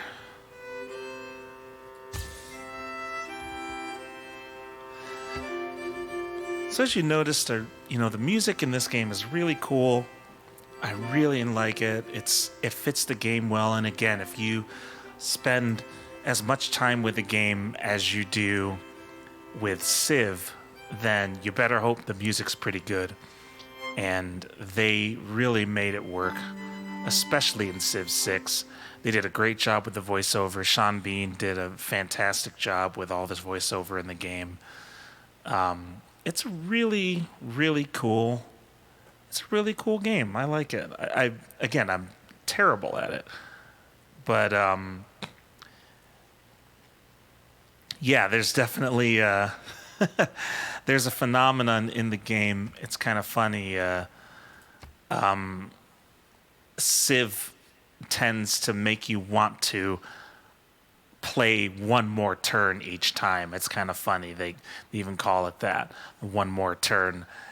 And because it's just one more turn, Maybe you're waiting for that one unit to complete, or maybe you're waiting for that one thing to fire, or maybe you're just about to take over a city. But you won't know unless you take one more turn. So it's kind of funny. So I hope you enjoyed that. I really like the Civ games. They're really fun. They can be very complicated, true. But I think they managed to refine them very well in Civ 5 and Civ 6. They're fantastic. So, on that note, I'm going to end with a... let me get my guitar plugged in here. I wasn't sure what I wanted to do today for the song. And then I was reminded of one of the strangest games I've ever played that also had a really cool and interesting soundtrack. And it was a game for the N64 called Yoshi's Story. And it was a really weird game. It had, I think it was only like 6 stages long. It made absolutely no sense to me. But it had a really cool soundtrack. And one of the songs, the end song in particular, was something that I really latched onto. I sort of quickly learned it today. Yeah, you might have seen me play it from time to time. You might have seen me play it. It's a weird game. It makes absolutely no sense. But I really liked the last song so much. I kind of quickly learned it today, so I apologize if I screwed up. But I'm going to try and do the ending story from Yoshi's Story.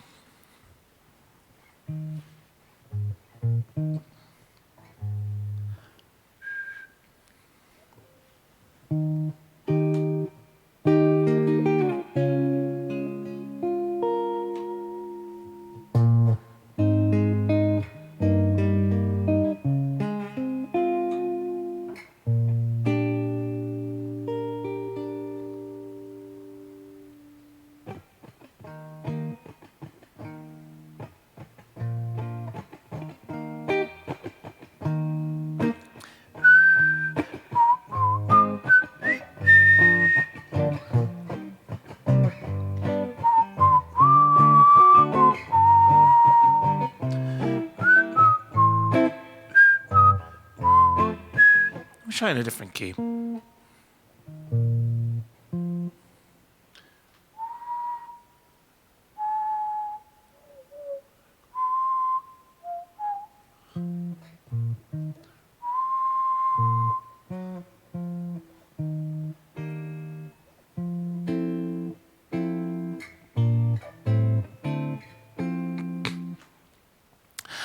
The main star was Yoshi, just one of the little green dinosaur that was introduced in Super Mario World ages ago, and has since had a lot of games on his own.